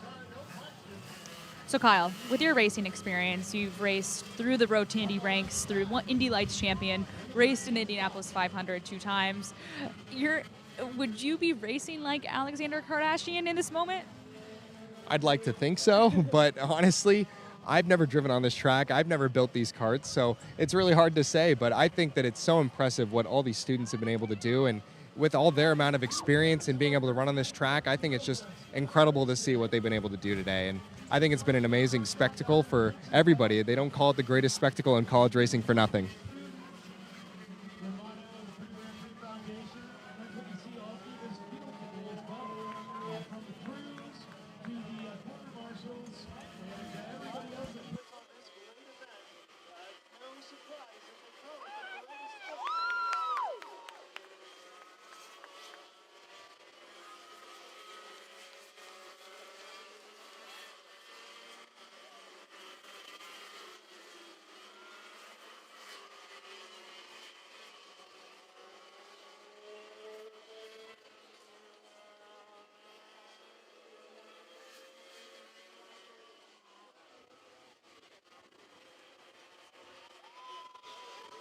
Alex Petticourt, look at that speed that he has on the front straightaway. Getting to the inside for turn 2. Cleanly makes the pass before the corner. As you can, I'm sure as a viewer, you can hear some of the wind that has been blowing today. Probably not affecting the drivers nearly as much as it is us here sitting outside, but we have a great showing. Lots of fans rooting for all these drivers. They're doing an incredible job. And with 25 laps to go, you might see some fatigue from some of these drivers. I feel like I'm seeing some of their heads leaning a little bit more. And I'm hearing that there is some contact between the 33 and the number 7 cart right now, as there we see the cart off the track. It looks like his tire is off. I don't think he'll be able to continue, as we see cart number 33 jumping out of the machine. That is Alexa Garcia with Windsor Racing. I believe that was one of the female entries, so that's a shame to see her not be able to complete this race.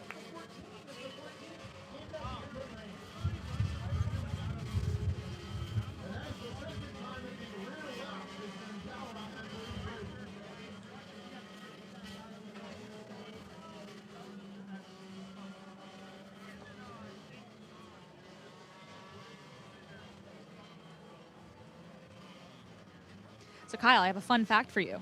Did you know that the first Grand Prix carts were built from scratch using lawnmower engines? How does that make you feel? What would you have done if you were in a go-kart made out of a lawnmower engine? An engine's an engine, as I like to say. If it could make the cart go fast, then I'd run anything. But there is so much history at this race, and just being my first time here and witnessing all that history, it's amazing to see that they've had their own kart track built here on the Purdue campus, which, gosh, if I was going to school here, I feel like I'd try to be out on this track every single day. So really, really cool for these students to have this at their disposal here at Purdue. And we're seeing the 33 cart get put back up on the stand. They're going to have to do some repairs, and with 21 laps to go, it's unlikely that we'll see her get back out there. But an amazing effort and a great driving from everybody out there today. So Kyle, although that you went to the University of Santa Clara, if you would have known about the Purdue Grand Prix and how students can race and have teams and really be in the focus of go-kart throughout the whole entire year, would that made you think about maybe transferring from Santa Clara to Purdue? I'm proud of my alma mater, so I'd say that Santa Clara University is great and dandy, but I absolutely would have loved to have a go-kart track on my campus. If I was living out here in Indiana at the time, I would have been going to Purdue without a doubt. Boiler up. So you say you're an honorary Boiler then? Oh, for sure. I'd like to say that I root for the Boilers any chance that I have.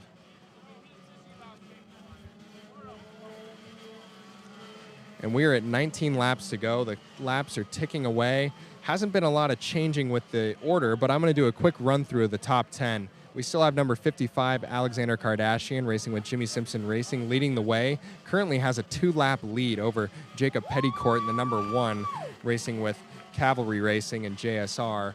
In third position, we have Alex Augustine, top 3 all being veterans. Alex Augustine is racing with Carey Racing in the number 86 entry.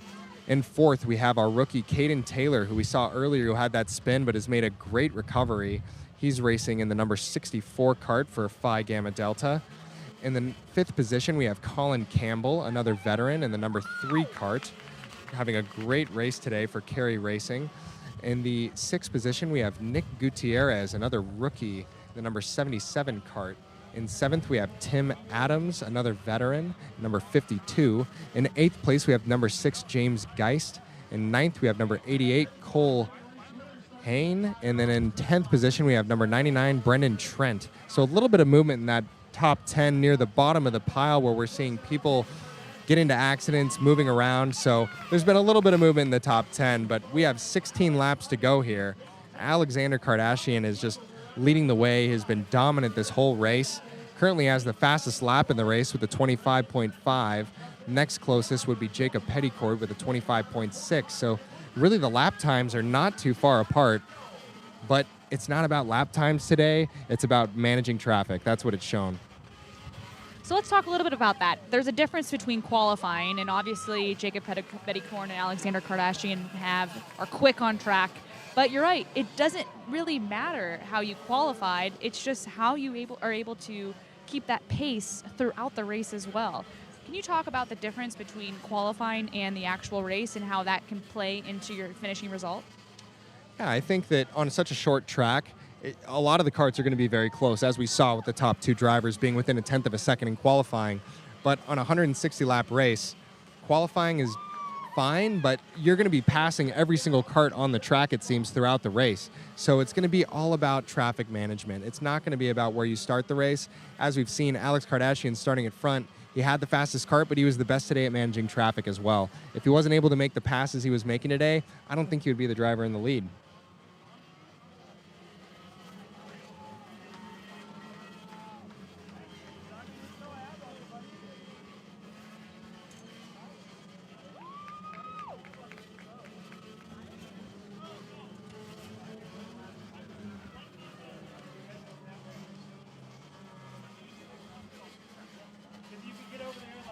And we are starting to near the end of this race, 12 laps to go. We hear the fans cheering as we near the end. This has been extremely exciting for every driver out there. Lots of action. I have to say, when you look over, you see crowds and crowds of people who have been bused from the main campus out here, and I think that they keep coming. What is the crowd and the cheers and seeing the fans packed around the entire track, what does that do to a driver? I think it definitely lifts their spirits, and everybody's out here having a good time. And when you see your friends and fellow peers and students that you know rooting for you, I think it definitely raises your spirits and makes the whole day fun, regardless whether you're leading the race or just in the race. It's an exciting event. We are 10 laps to go now. Alexander Kardashian in the 55 for Jimmy Simpson Racing is just still running away with this race. We see him running by himself. I think that's the first time I've seen a single kart in a single shot, because there's so many karts on track running closely together. But he has really just driven a amazing race today, as we see him acknowledging a yellow flag going into turn one. So what does that mean? You're almost done with the race and there's a yellow flag. What do you do as a driver? It looks like they're mostly doing just local yellow flags, so it doesn't have an extreme impact on the race. I think every driver just needs to acknowledge to slow down to keep everybody safe, as I'm sure you could hear the crowd cheering. 9 laps to go. Alexander Kardashian leading the way. We got to look at Jacob Petticord here, see if there's any miracle that could happen for him to repeat as a winner, being the winner last year. I mean, Jacob Petticorn has truly driven an incredible race still. Although he is a lap down from Alex Kardashian, he still can walk away feeling proud of the race that he's driven today. Every single driver out there can be proud of the effort that they put out there, because this is not easy. This is crazy. I've never seen anything like this. Seeing all these drivers out there, some of them with lots of racing experiences that we've highlighted on some of their bios, and some of them with probably not a lot of racing experience. But it is not easy to go out there and race with 33 other drivers on a tight track. 25-second lap for 160 laps is extremely impressive for all of them.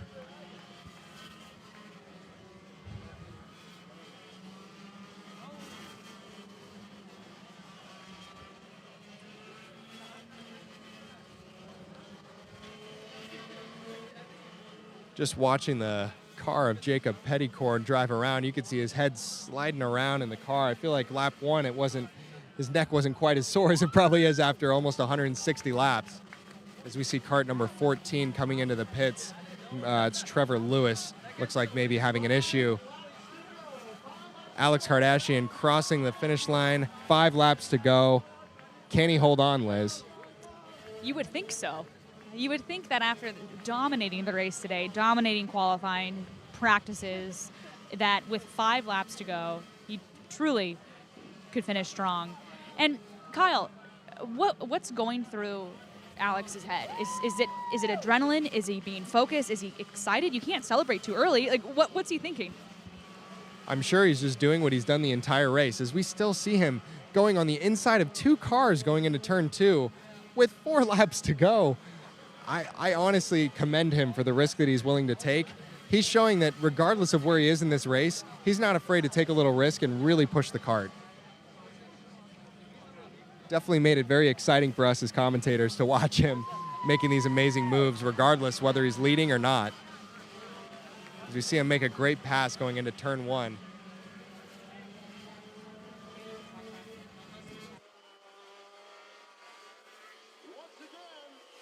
Looking at Alex Kardashian's bio, he is a senior and he's an aeronautical astronautical engineering major, which is extremely impressive. So super smart and a great driver.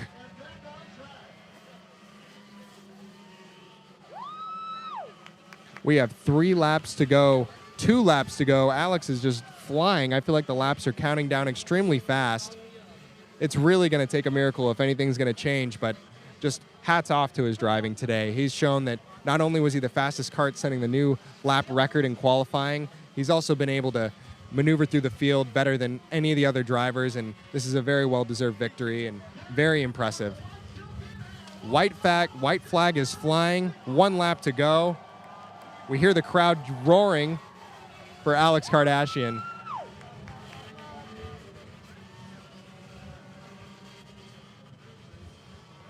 I think this is the first time all day I've seen him not take a risk on a pass on the last lap.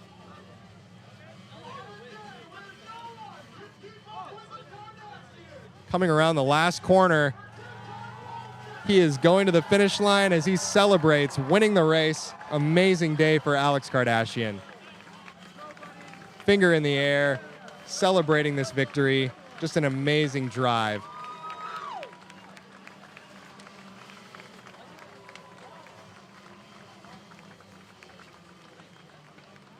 Very, very impressive driving all day long. He really never had too much pressure from behind, at least, but he just really, it was all about managing traffic, and he did everything he needed to do to just walk away with this race today.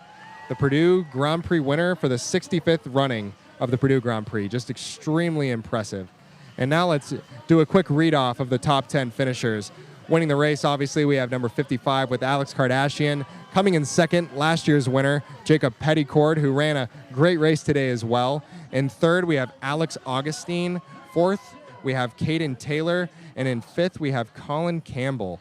Sixth place, we have Tim Adams. Seventh place, Nick Gutierrez. Eighth place, James Geist. Ninth place, Cole Hangy. And then 10th place, Brendan Trent. Amazing driving by all these drivers. And I got to say, looking at 6th place Tim Adams, he made up 18 spots on the day. So very impressive job. I think everybody did an amazing job to stay out on the track and avoid so many accidents that were happening throughout the day. So it's been a pleasure to be here to commentate to all of you. And it's been some exciting racing that we've all had to witness. Liz, do you have any final words? Yeah, just so thankful to have this opportunity, and just you can hear the cheers in the background. What an incredible day. So proud of all the drivers out there today. They worked incredibly hard to get to this position, to even make it into the race today. And we're going to finish with Alex Kardashian, hands in the air, going to wave that checkered flag. He truly deserved it.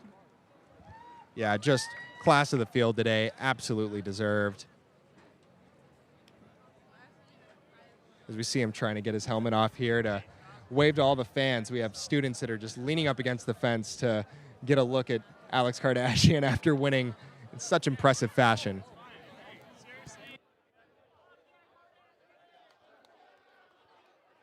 You love to see it. Just probably so much work that went into this today.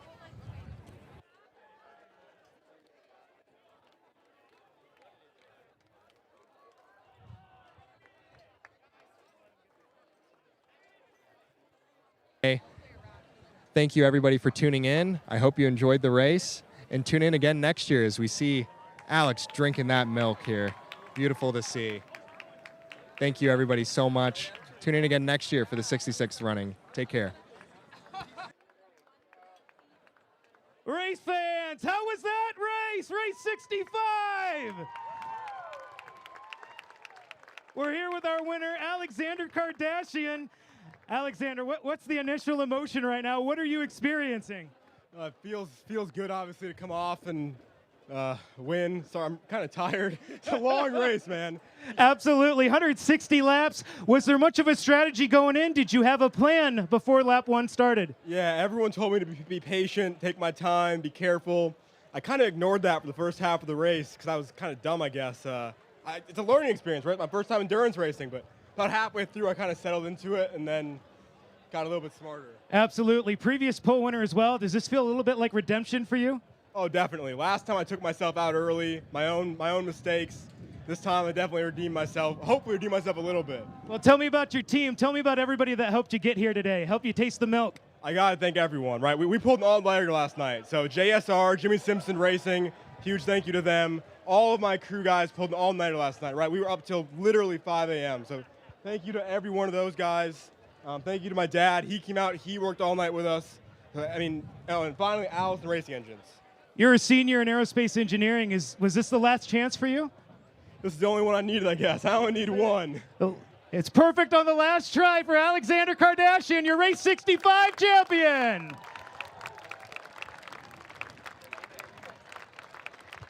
That will conclude race 65, and we can't wait to do it again next year for race 66. And you can now say The Purdue Grand Prix brought to you by Aptiv, Purdue for Life, Borg Warner. This is Purdue. Purdue Grand Prix Alumni Organization, Aspire, the Indianapolis Motor Speedway, City Bus, CAT, and Bex. For Dusty Michael, my name's Eric Miller, the track announcer at Road America in Elkhart Lake, Wisconsin. Reminding you the race car, spelled backwards, is still race car. So long, everybody.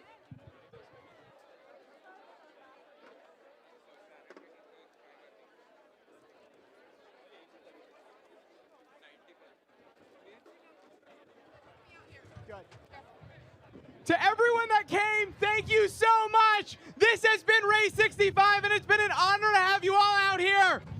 Thank you.